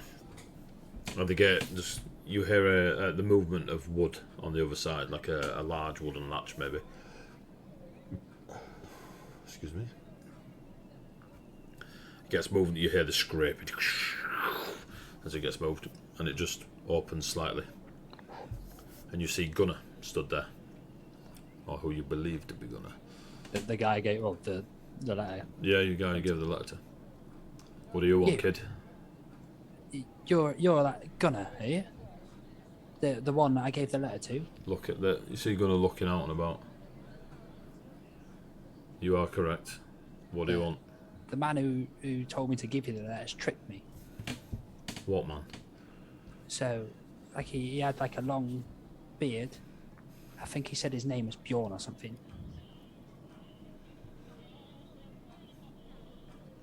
Like, I could take you to him, but I want some money. Why do I care if he tricked you? Because he's trying to plan something. I think he wants to, like, kill you or something. Got a thing against dancers, has he? He's got a thing against you. Give me a persuasion check with disadvantage. We have one reroll.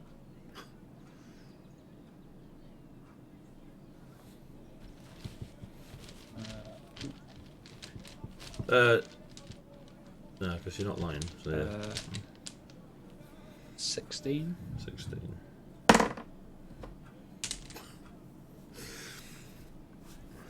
Where is he? I just hold out my hand. He said he'd pay me money, and he didn't. I'm not having another person.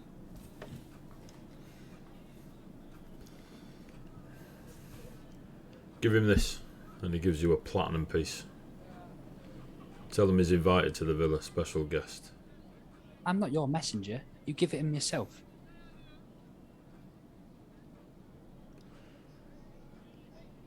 Tell me where he is. I'll take you there if you pay me. So you won't pass a message on, but you'll walk me down there. If you pay me. Just pass the message on. It's not how this works. He tricked me as well. What do you mean as well? Well, you're trying to trick me, and he tricked me. How am I trying to trick you? Because you're not paying me. I just offered you a platinum and you said no. You said give him that. That's not for me, is it? It produces another platinum. So you're going to give me a platinum? And you give this other one to him.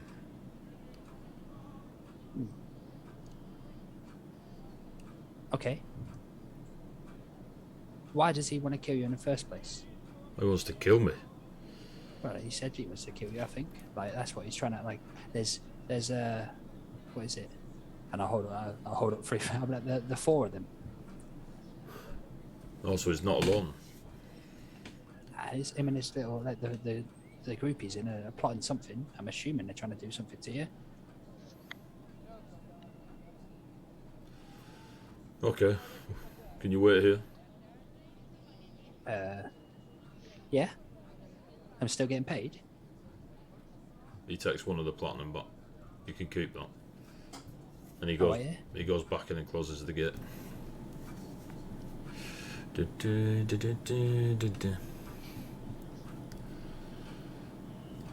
You don't hear a lot. And then on the other side of the fence, give me a perception check. Not gate, sorry. 12. You hear sniffing. You don't really know much else. You just hear sniffing. And then you hear a argument kick off from the villa. Like you can hear it from the gate. No checks needed. Somebody is extremely angry and screaming at somebody else. And you just hear, "Coward! Get out of my sight!" A few moments pass. The gate, someone is quite aggressively removing the wooden latch on the other side.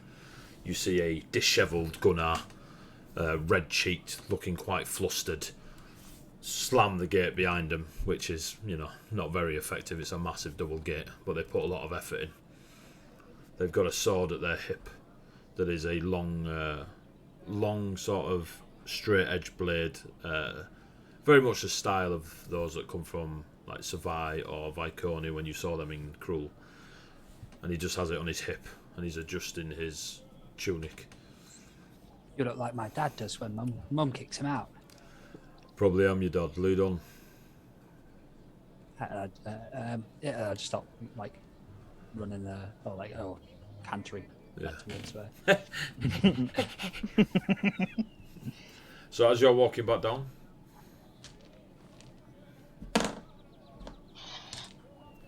you pause as you can smell something familiar, Velk. Mm-hmm. There is a musty ale in the air, and you kind of look left. It's just a long drape against a wall. And you're like, and then you carry on walking. Gunnar behind you. Beyond, you just see the back of the child and Gunnar going down the hill as you're kind of stood behind the drape. They just go past you, and they're going down the hill. You want to walk 3 feet behind them? Just tap him on the shoulder. I was actually thinking of giving them quite a bit of space. Oh, he's been on Google. Checking to see if there's anyone else following or stalking in the same fashion as Gunnar is. Give me a perception check. Okay. Perception is going to be there we go. That's a 19. On the roof of the building where you saw Capable, there's a small, maybe the size of Velk creature, bald head, no eyes, no ears, and it's kind of just flicking its tongue out. And the sunlight, I mean, it's tea time, but it's still sunny as you're in the Toria. Mm-hmm. Its skin is reacting to it, but it's not. It doesn't seem to cause it any pain, but to you it looks uncomfortable. It doesn't seem to be reacting to burning in the sun. But it is a good 50, 60 feet up from you, but you see it just sat on the roof, looking aiming in your direction. but doesn't seem to be reacting to anyone. Okay. And then it fucks off over the back of the building towards the cliff edge. And then I'll start following. Okay. Keeping about maybe 100, 120 feet away.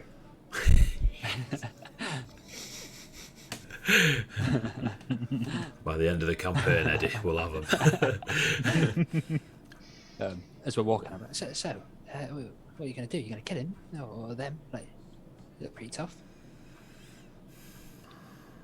Well, first of all, I want to know why they want to kill me. Then I'll kill them. Like, start just scampering a little bit. He keeps walking. Well, give me a perception check. That's 8 again, so 12. Cool. You see a few barrels that you reckon, you don't know if they were placed there deliberately or whatever, but there's a few barrels and a couple of stalls and stuff that if you really needed to do a bit of a commando roll out the way, you probably could, but there's no going hiding spot here. He's just followed it a minute, so yeah. Yeah. Nice. Gunnar just put us down with you.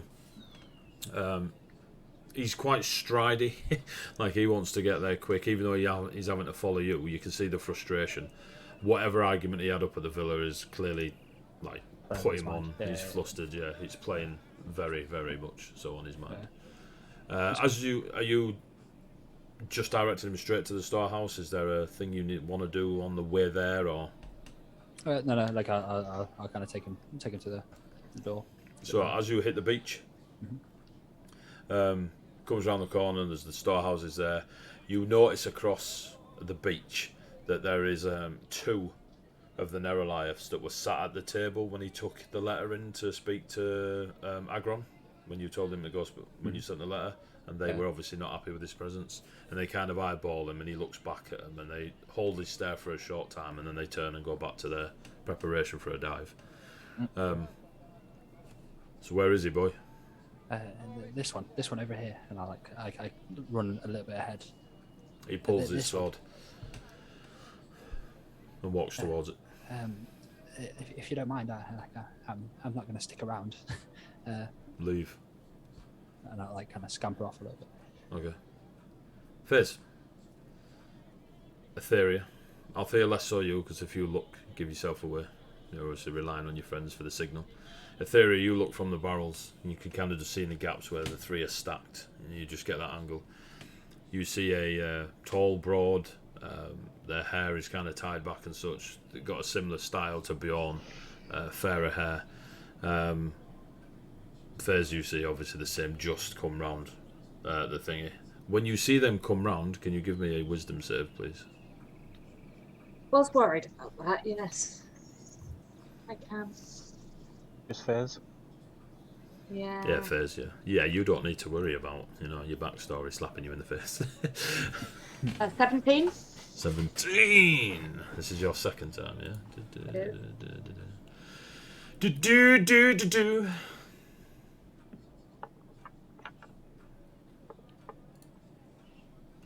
Before you see Gunnar in all their features, and the memory of knowing who they are is still cloudy, but you know just by the plan you put together, the way your friends are talking, your reaction earlier, that it is Gunnar.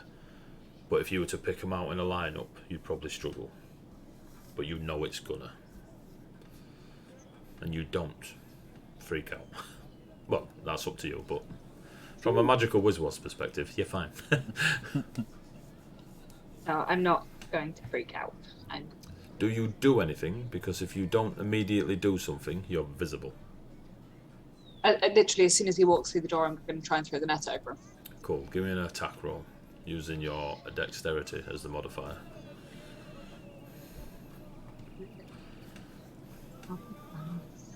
So D20 plus your dex. Yep. But 18. 18. As they come around the corner with their sword out and they kind of scan the fishing a bit, as they look right first, and you're kind of hidden off to the left. As they start to turn, you throw the net on them. Just out of the corner of the eye, they see it and try to move, and the net grapples them. They are currently restrained slash grappled in this net as he's like, oh, what the fuck? And he's trying to like get his sword into the thingies and that. Roll initiative, all of you, please. Roll initiative. Dun, dun, dun, dun, dun, dun, dun, dun. My dice bounced and bounced on the edge of my dice tray. As long as it gives you a decent roll at the end of that time. Oh no, it's on edge. I rolled a different one, and yeah.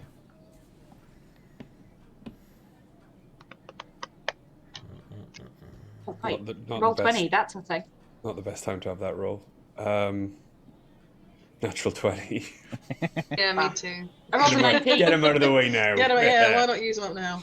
You've got distance to close. It might not be too bad.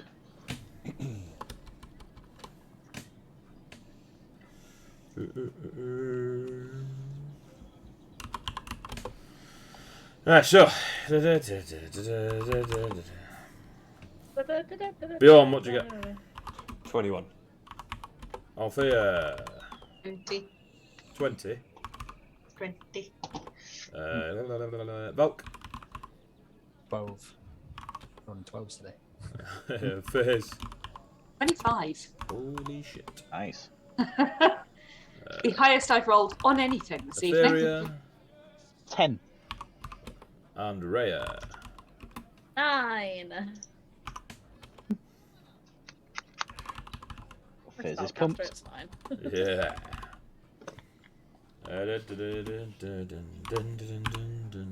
We've got a silly person in the chat. There we go. Okay. Hang on. Want to become famous? Buy followers, primes, and viewers on mountviewers. Sorry, I didn't get to finish it, otherwise I'd have used it.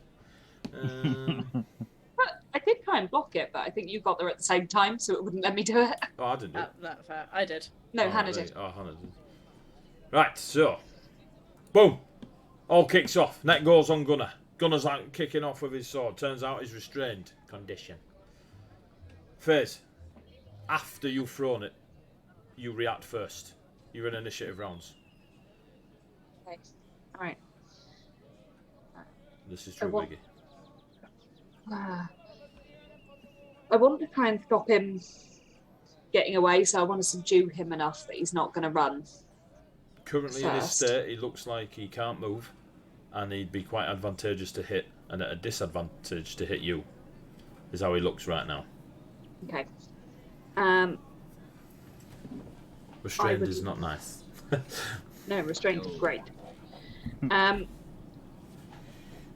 would like to hit him With a dog. with the dog. Yeah. I finally got the dog. I would like to try and hit him on his sword arm. I'm trying to get him to drop it by hitting him with the warhammer. He's restrained, he can't get away from me, so I can hit somewhere specific, I'd hope. Give me an attack roll. Okay. It'll adjust his AC. 15, 16, 17, 19. You slam him on his forearm as he's trying to like cut through and move the fishing net. It's an awkward size and shape. It doesn't really just drop on you because it's obviously used for trawling through. The weights are making it awkward, and you manage to slam into his forearm, and he does indeed drop his sword. Roll damage. Oh, that's a d12. That's the wrong dice. Don't use that one. That's 200 hit, so it would be nice 12. Cool. You hear his arm, like, there is a definite reaction to it. Maybe something broke, you're not sure. But he kicks off and drops the sword, and it's kind of still in the, like, half in the net, half out. Would it be an action to kick the sword away from him? It's Would it be a half in bonus the action? net, half not, so you would need an action to kind of untangle it and throw it away. It's not just sitting there resting. He's just like he's got the net on top of him and he's just dropped the sword on the floor. It's not like he threw it away from the netting. In which case, that's my turn done. Okay. Okay. Are you off to bed?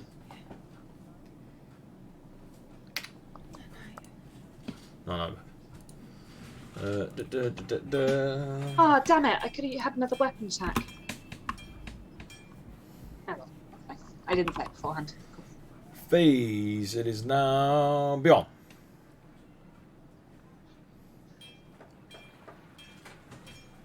I will use. Well, yeah, I'll use my full action to get there as quickly as I can. So that's 60 feet. Cool. You get to the beach, so you can see the warehouse, the storehouses. The third storehouse is probably 40, 45 feet, because it's the third one along. I want to keep an eye out, if I can, for the other creature. If you're using your full action, give me a perception check with disadvantage. Okay. Disadvantage 12. You don't currently see where that creature is or isn't. Like, you have a quick skirt as you're looking around on the rooftops and such, like looking up and around the cliff. You don't see him. Althea, you've heard obviously the commotion, and you're like 10 feet from this commotion if you just step round and into the door. Yeah. So hearing the commotion, I'll move round. Seeing him on the floor, I'm gonna whip out one of the fishing javelins, fishing spears from my back, sort of spin it in the air and slam it down into his thigh to go straight down into the floor to pin him there. All right, just with one hand spin down in. Give me an attack roll with advantage. Flourish.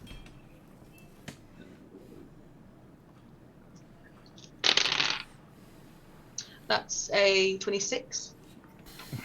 Just hits. So it's a D4. I wasn't really going for damage, more to pin him in place. So. Okay, so if you're pinning, there's no damage rolled. I'll do the damage on this side. Okay. But you've pinned him, okay? Yeah.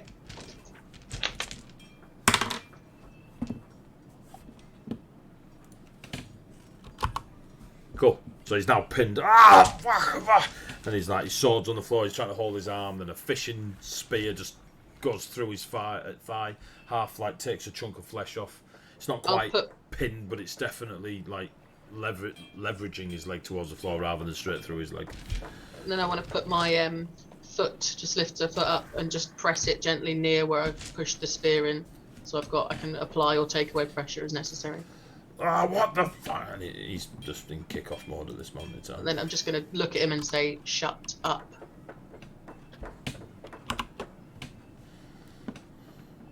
And that's it. That was done. He's like breathing and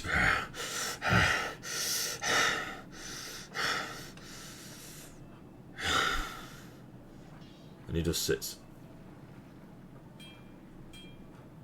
That's his turn.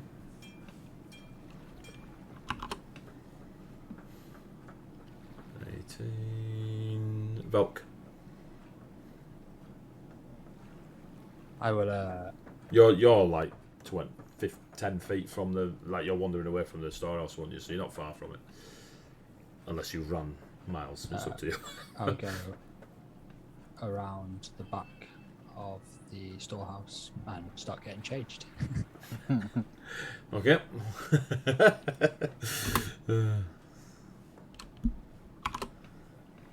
Etheria. You're behind the barrels. So you are currently you're about 20 feet where the barrels are to where they are. Don't having that little commotion. Yeah, I might hop up onto the barrels, sit down, and I will... The barrels are open with fish in them. I won't hop up into the barrels, that'd be a bad idea. Just want to keep the kimono clean, that's all. Yeah. I mean, you're not beyond, you know what I mean? Yeah, I'm just going to walk around. I will hold an attack spell. Are you a warcaster? Can you hold spells as an action? Yeah. Yeah. Okay. Warcaster lets you use them as reaction. Opportunity, yeah, cool. Yeah. Okay. Yeah. I'm just going to hold it in case I see... What are you holding? It'll be... that's 60 feet. Just Ray Frost. And what's the trigger? If I see a threat. If he escapes, yeah. Okay. So it does have to be very specific. Generally, yeah, but what he, Yeah. you know, we'll go with threatening for now. I'll know if he's threatening, and you'll be able to read it. Yeah, that's Like fair the enough. situation you're in, if he punches somebody, it's pretty threatening. So. Yeah. Holding a spell requires concentration. I will concentrate on Ray of Frost. Cool.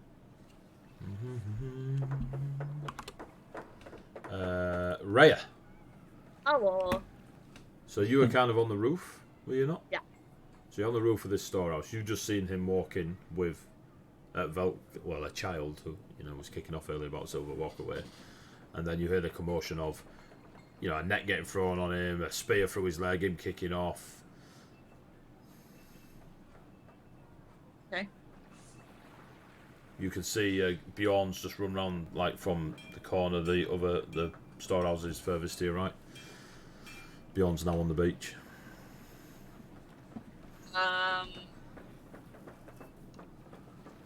Can I hear any of my crew in sounds of distress or anything? More sounds of grunting and exertion of throwing a net and a spear at someone. But there's no distress that you can hear from I them. will stay on my lofty peak until either I am shouted for help or I see the intruder. Basically, if the bad guy escapes, I'm gonna swoop down and fly kick him Okay. with my shillelagh.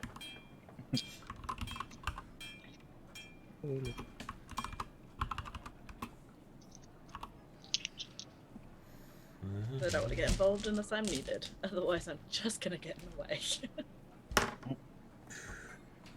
What's your AC? Squishy at 14. Can you give me a Constitution saving throw, please? God, no, thank you. That's a 3. You'll feel something hit the back of your neck, like a sharp needle. And Amazing. Then a burning sensation on the back of your neck. And as you reach behind it, you sniff it, and it's acidic. And you just collapse to the floor, unconscious. Oh, damn. Great. The last thing you hear is sniffing. Sniffing? Sniffing. Oh. Fizz. Technically, Yes. you're out of combat. Because Gunnar has just sat and accepted that his arm's been hit and he's got a spear through his leg. It will only continue to be combat if you continue it. But from what you can see of Gunnar, he's just sat and he's no longer trying to pull the net off him or anything. I would like to go and stand directly in front of him. You succeed. Okay. Just so you know, I'm keeping the initiative rolls just in case it goes back in. And let's see. Hello, Gunnar. Do you remember me? Should I? Oh, yes. I look a little bit different, of course, from when you last saw me, but you should definitely recognize me. She growls with a German shepherd.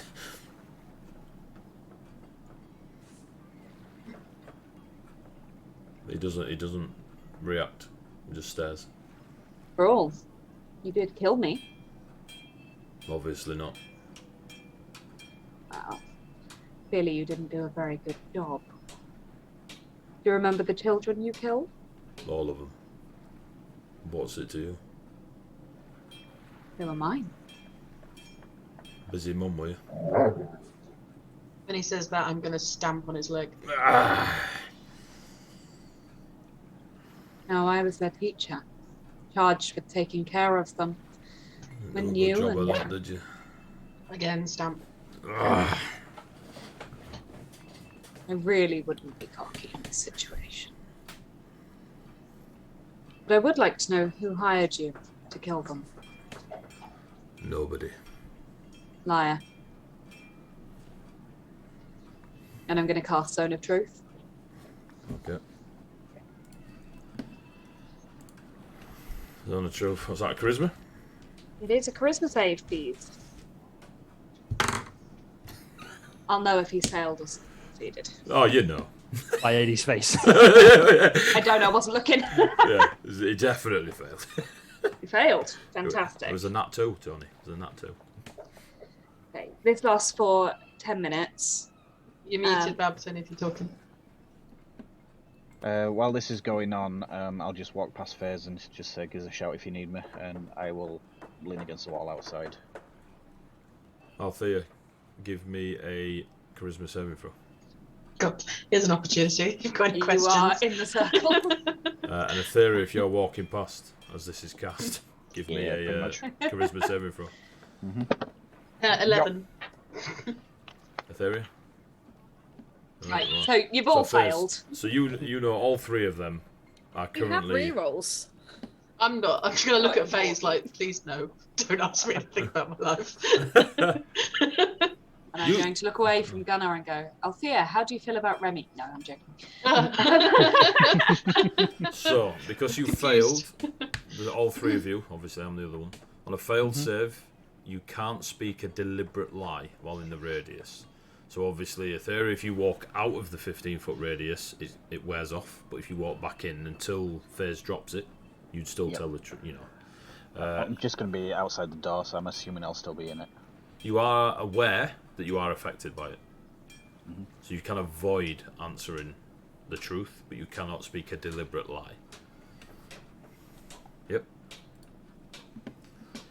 I would also like to, and I'm really sorry about this, Althea, because it's going to affect you. I'm going to activate my necrotic shroud at the same time. Okay. I need another charisma saving throw. 19. Nat 20. So neither of 21. you are scared of me, but I feel better about my life. That's good. And And that's all that matters, Faze. That's all that matters. So it's all that matters. So, Ooh, nice. let's try that again, shall we? Who hired you? Nobody. Who hired Latonius? Nobody. So why did you kill the children? We needed them. Think about your words, Faze. Hired is very specific. Involves an exchange. Clever girl.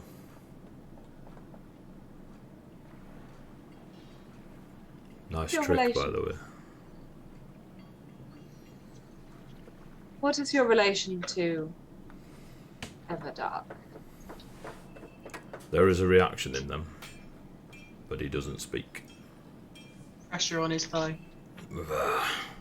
Balance of power here is that you talk when we tell you to. The balance of power here is you take my life. Do you think your life deserves to be taken? 1,000 times over. He has a big smile on his face. You can ask questions too, Althea. It's okay. The zone of truth works regardless of who casted it. Casted it? Cast it. And you were a teacher. Yes. Yes, well, that part of my life is very much over. Or at least half of it. What is Gluttonius's purpose here? A feast. Of real food or rotting, boiling, passing creatures? Yes. Of real food. Yes. Are any of them rats, toads, serpents? There is a high chance. What is Lady Akiku's purpose here? Wrong place, wrong time. He doesn't appear overly happy with Akiko's presence. Good. How many others of your dancing troupe are here?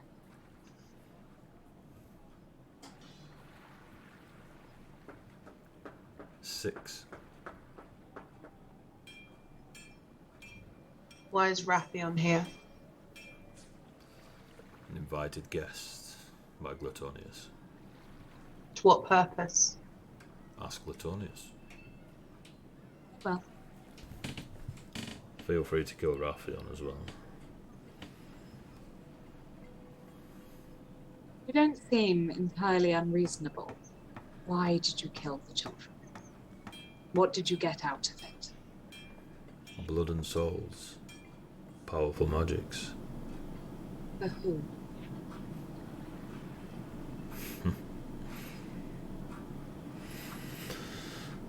For the final dance.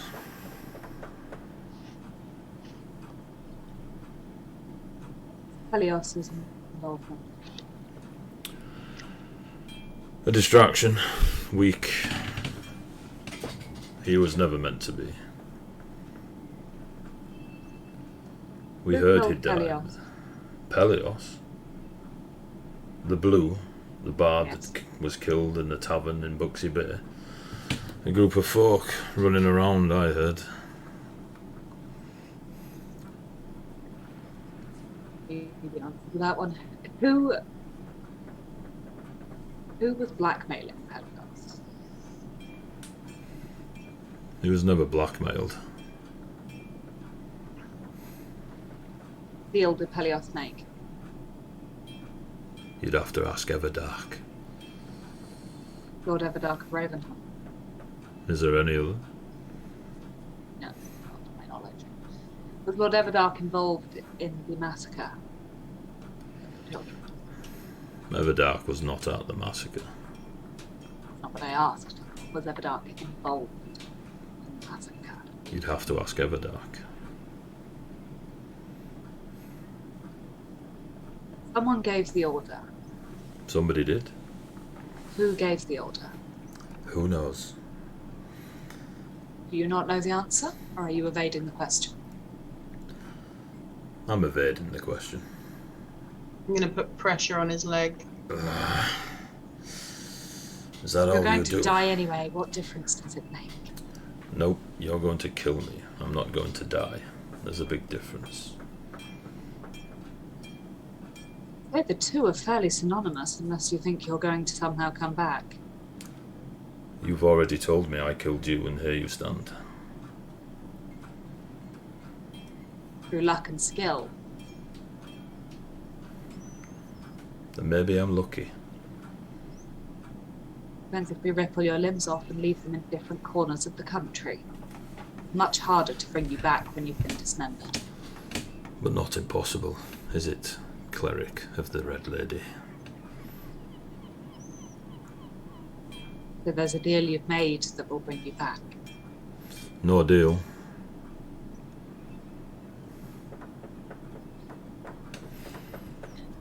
What do you know of a pink fey creature that calls herself a queen?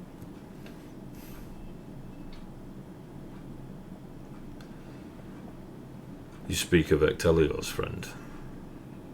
Yes. They are a nuisance.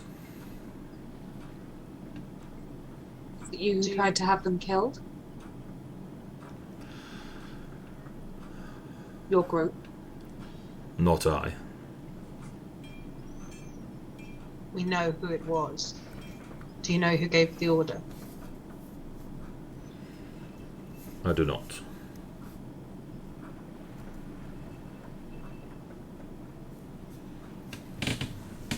Can I, so Appear? from where? no, like, just out of curiosity, like depending on how big the warehouse is, can I hear the conversation that's going on inside when I've got changed, etc.? Can I hear the conversation? You're on the you're around the back of it, aren't you? Yeah, like a. So you wouldn't be hearing it clear. You can hear them talking like.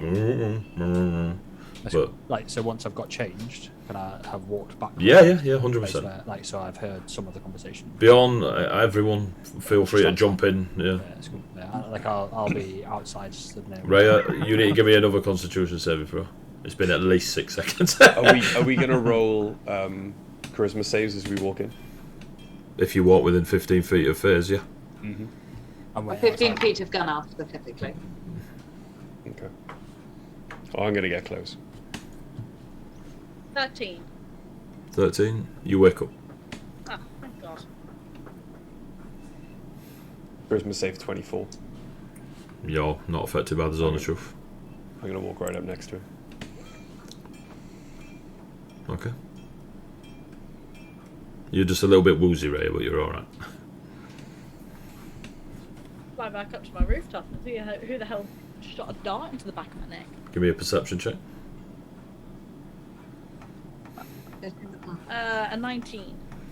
At the top of the cliff, just going back over the lip of it, as in away from you, you see a small, bald-headed creature. Like smoke coming off its skin as the light hits it, but then it disappears over the lip of the cliff. Rude, I'm going to fly into the warehouse then, please. Give me a charisma saving throw. Ooh, much better. That is a dirty 20. Cool, you're not affected by the zone of truth either. So you're all there. Do you say anything about the like getting hit by anything, or do you just fly straight? 100%. Literally, she's gonna fly in and be like, someone just like pinged a dart into the back of my neck and made me pass out. Anything to do with you? Or Not- say to Gunnar? Not me. He's smiling his head off. Friend of Gluttonius's? I wouldn't say friend. What did they look like, Rhea? I don't know, some bald thing and had some smoke coming off of it. Like, I don't know. It flew off over the edge of the cliff, so I'm guessing it can fly. No, it climbed. Jumped or It climbed. something? Oh. Can Like, fly, that's climbed off the terrifying. thing and For spin I up don't started. They're going I'm to end annoyed up. about it.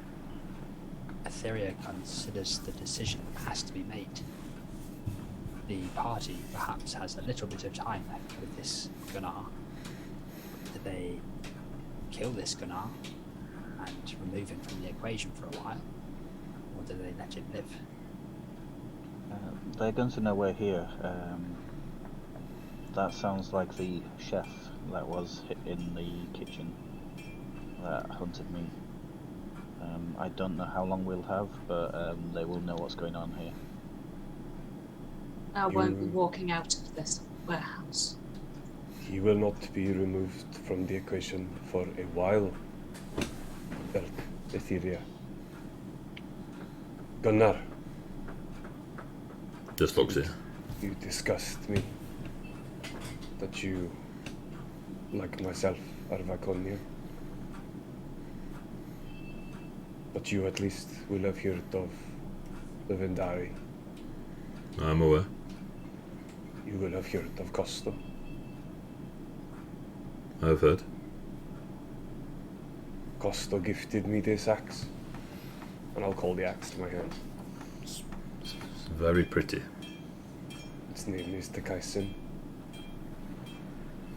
You will not return to this plane if your soul is dedicated in judgment to Costa. You have earned his vengeance, A true warrior of faith. as is the woman you murdered after slaughtering her children. Only murdered if she stays dead. Oh no, part of me that cared for those children is dead. Now I'm a very different creature. My apologies. So, last chance to make a difference. Who did you gather the souls for? He just stares at you.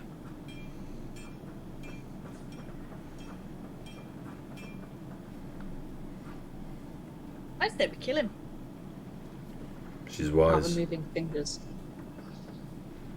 I'm going to leave the beach and walk a little up the path to the village and keep an eye out up the road. Okay. Give me a perception check. 13. Cool. Gunnar puts his hand out of the netting when you say remove fingers. Chop chop. Rhea, This Literally. way. What? Rhea, search him. What? Proceed to pull off the net and start searching him for all of his shit, please. Cool. Is everybody else still in the warehouse? You're So, all in there like, except so- yeah. like, You're, so I'd like to. I'm at the door. Like, I don't Yeah. want to go in. I'm just speaking from where the door is. I want to still be outside. so you do your Christmas save. Like I'm not inside. Like, It's a 15-foot radius, and she threw it on him when he walked in the door. If you're stood at the door, you're No, within the 15 net was feet. thrown on him when he walked in the door. Zone of truth wasn't dropped until he was. Oh yeah, no, he'd be in the doorway. Yeah. Sorry. Yep. So It's 15 feet, so yeah. You can step back out of it, like you know it's a zone of truth as soon as the magic hits you. Was it charisma? Yeah, nobody wants Velk telling the truth. Giving away all Pretty my much. plot plans. So happens to it. 19. You're fine. Yeah, you're good. And you know you stood in a zone of truth. Charisma's my save. No, I was like, you're a bad man, you're fine. That 20 on that investigation, please. You find a longsword and a pouch with 4 platinum pieces in it, and nothing else. Bjorn, Yes. turn your eyes on. Just look at him. On your eyes on. I will Pointed at mine. Like, activate. I will activate Eldritch Sight. The longsword pings evocation. Okay. Evocation. Yeah. Okay. The longsword is magical. Nothing Evocation. else. Just trying Nothing else to about him. narrow down the reason why you think you're going to come back from the dead. He will not. He seems very confident. What have you, if anything, heard of the 6 and the 1 that refused?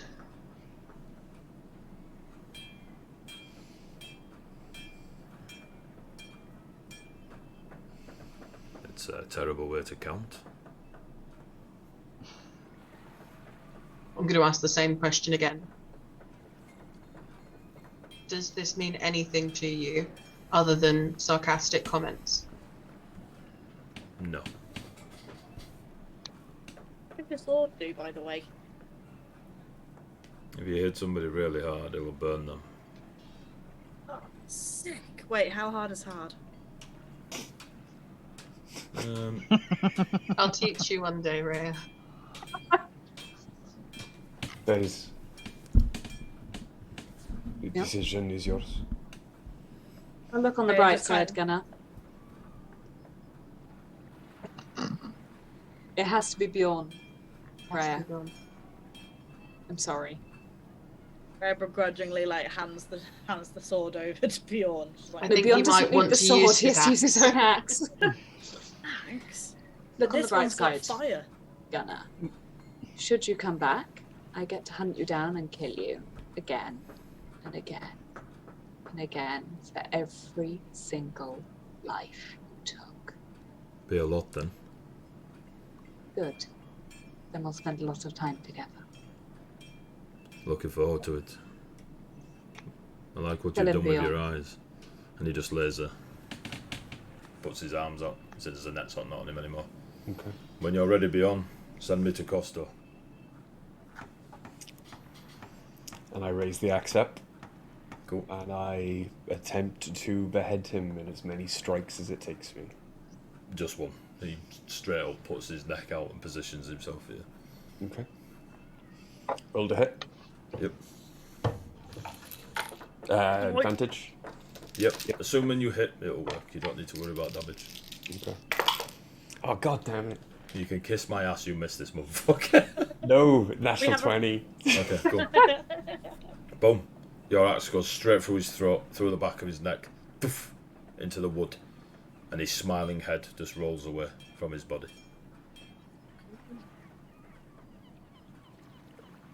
Creepy to anyone else? Say again? Was that creepy to anyone else? Yeah, just a bit, not gonna lie.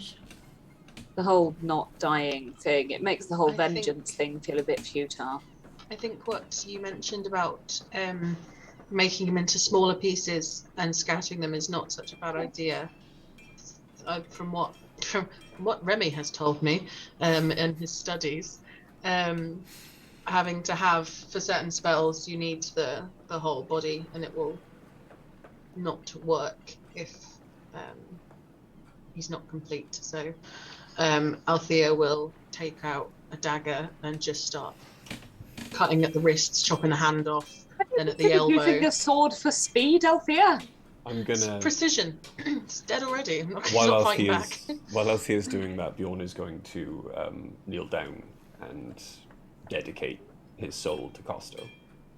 Okay. How? Draconian prayer. Okay. Give me a religion check. Okay. If I could sing it like a monk, that would really help get me in the moment.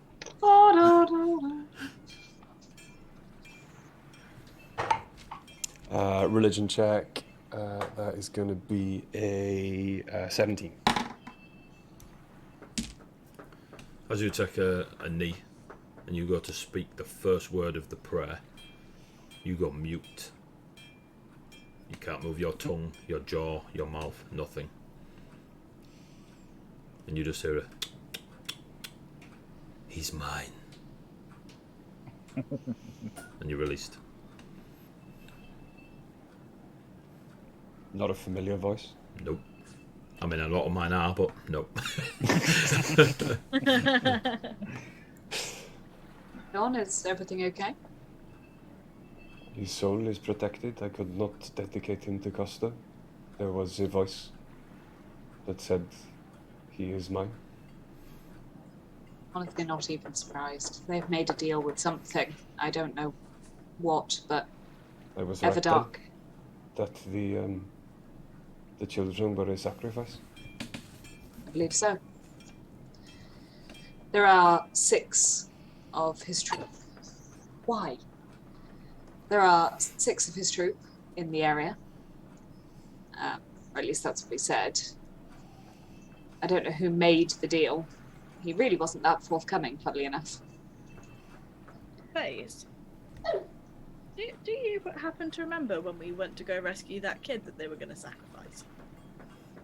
Yes. Do you remember the big mosaic that was on the wall? Vaguely? There was a girl with no hands. There was. And a man in a big dark cloak. I remember the girl with no hands. I remembered some of the story about it at the time. And also on that mosaic was a man in a big dark cloak. You remember who the man was? Did you figure it out? I think it was something, but I can't recall in this character, so if you could help me do that would be great. You didn't know. No. No clue. Well, I find I'm there as well, don't worry. The lines are getting very blurred in Colossus. It is. You say, Because I do know, but I don't know. you say that Gunnar said there were 6 more of his troop here? And Plutonius? Yes, although he did say that Lady Akiko was there by accident, pretty much. And we should probably protect Akiko for Aetheria's, mental well-being. We only need one insane person in this party, thank you. There is perhaps then 6 to 7 more chances of getting our answers in that villa. They're all protected the same way. We're going to struggle. Although while Althea is chopping at the body, Ray would like to get out the sword and start hacking away at his body as well, please. Hit as hard as you physically can. Bloodthirsty bunch. I expect it from me, but you two seem to be having... You know what? I'm just going to leave you to it. You Well, seem... you, Said that if you hit really hard with the sword, it ends up getting burns and stuff, and I am intrigued. You wanna don't really miss, Ray. I'll give you that. Like, you're not overly proficient with long swords from Bicornia. However, roll a d20. I just need to know if it's a nat. Stood outside smiling is. away as people are getting hacked up on the inside. It is not a nat, it is a 16. Cool. Every time you hit flesh, there's an orange-ish glow shoots down the length of the blade from the hilt down the blade, but never more than that. I seem a bit shit with this. Althea? Rhea, perhaps Velk could be handy with doing his thing. Telling you what it is. Are you still outside, Velk? Mm-hmm. I'm literally just stood outside smiling away. A shadow silhouette passes over your face, Velk, and you look up to see somebody stood on the roof, and it is Capable, the long-eared elven lad. You lot have made a bit of noise. Drops down, looks into the shed. You lot have made a lot of noise. People up at the villa talking about some commotion. Just stand smiling at him. He glances into the thing. Can I also go? Freya also just smiles while holding his long sword. It's nice to know you're as subtle as you ever were before. Now, I'm not one, you know, I'll cut to the chase. They're sending a few people this way. Don't know if you want to be here to receive it. Places, everybody. I'm going to Rhea, come, just give the sword to Velk and come here. We don't have a lot of time. Drop the Throws sword. it over to Velk. Velk has now got a 5.5 foot long sword. Velk, let us know what it is if you can. Rhea, I'm gonna get out I've got a set of traveller's clothes, I think, some material, wrap up the bits that I've chopped off, give them to Rhea, fly this out to sea as far as you can get, drop, come back again. We just need to get this away. Wait. Take the head. And I'm going to give Rhea the head. So she's got on top of the bundle. the head, like a hand, like something off at the elbow, like just bits. Like take them out to sea. Roll a drop d12. Roll a d12. them. Me. Yeah. For what bit? How many body 10. parts there are? There's 10 body parts. Okay. Take them, scatter them, maybe a couple, 30 foot, drop them, and then come back. That's a very... Freya's gonna go, that's a lot of bits, so just kind of puts everything into the net. Althea considers if Gunnar's people really wanted to bring him back, dropping them out in the sea nearby isn't going to stop them. No, but it If might that's slow them Velk down. offering to carry him around with us. Rhea, what's your strength? Althea considers how the party should take today as a win, but understand that it's only temporary. Or we could burn him. Velk thinks Althea just ignored him. I understand, Velk. I just don't. For the sake of clearing up as well. I don't. Should we leave the body here? We don't want Althea Platonius thinks- to report. Althea thinks, take this as a win, and start thinking about the safety of everyone. We do need to leave. Capable just like nods and points at Velk. We know we need to leave. Where am I taking these body parts? Put them down, Rhea. Put them down. You could eat them. I don't want to do that. We've already Be my seen Bjorn guest. eat a dead rat. Oh, I'm not eating them. You must be mad. All right then.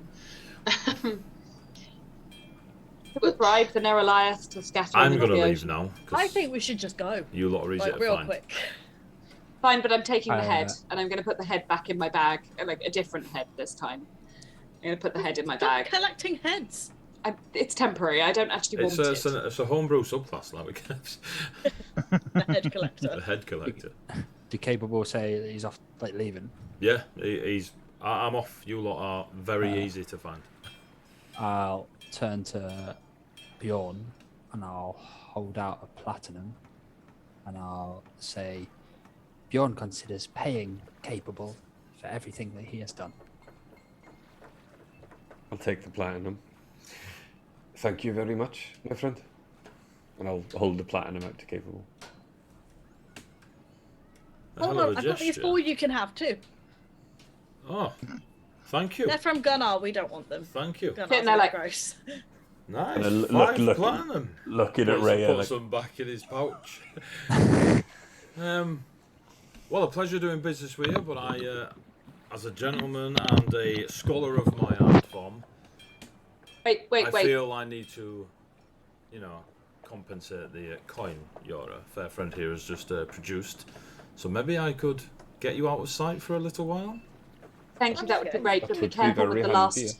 Be careful with those last 4 platinum. There was something about money in a previous thing earlier, and I don't entirely trust that they're real. Gunnar. I will get rid of them as soon as I can. Good. Sweet, just like us, we should leave. Follow me. And he starts walking out towards the pier. You can all swim, Nice. correct? Yes. I look down at my very Look at the metal self armour. and go, yes, I Looks can back swim. at you. I just need you to be able to sink and hold your breath. I can do that very well. Can I have picked up the longsword as well, if Velk's Yes. not got it? What did you Is give anybody it back, Velk? Just with me. I'm just holding it. Just wielding Velk. I'll take it off, Velk. So you hit So him we'll for a do- That's how D8 it plus is. fire plus bard damage. Just rob Velk. Yeah. No, this have I isn't me claiming it. It's just me holding it. Go on, Tony. Have I spotted anything up the road? Not on your 13, no. No. Okay. But you do see your lot leaving. Across the pier. Oh yeah, I'm Real gonna grab quick. Etheria on the way past and be like, let's go. Do you join him, Etheria? If they're going that way, yeah. Cool. Gets to the edge of the pier, and Capable just looks at you all. Remember, sink, hold your breath. And he just jumps off the pier into the water.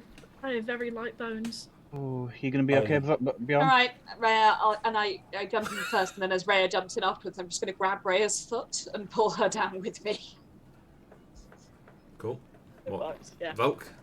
Can I grab Velk like a papoose and just hold him in front of me? Like... I mean, yeah, he'll still sink like a nut. Okay. It's not how science works, but He's smaller. children still Stay up sink. there. Etheria? Bjorn is going to take a moment to look at the water, I'm watching Bjorn. You see your friends get deeper and deeper. having some flashbacks to session 0, Beyond I don't having think fun. and is going to take the biggest breath he's ever taken in his life, and then jump in after them. Cool. I follow Bjorn. As you all are either allowing yourselves to sink just by letting a bit of air out, or deliberately And your teammates.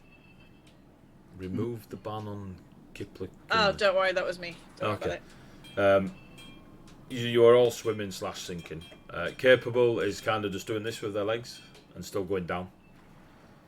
And then as they get a bit lower, there is a clear cave entrance beneath the pier. And he just starts swimming towards it. Within moments, he's resurfaced within this cave.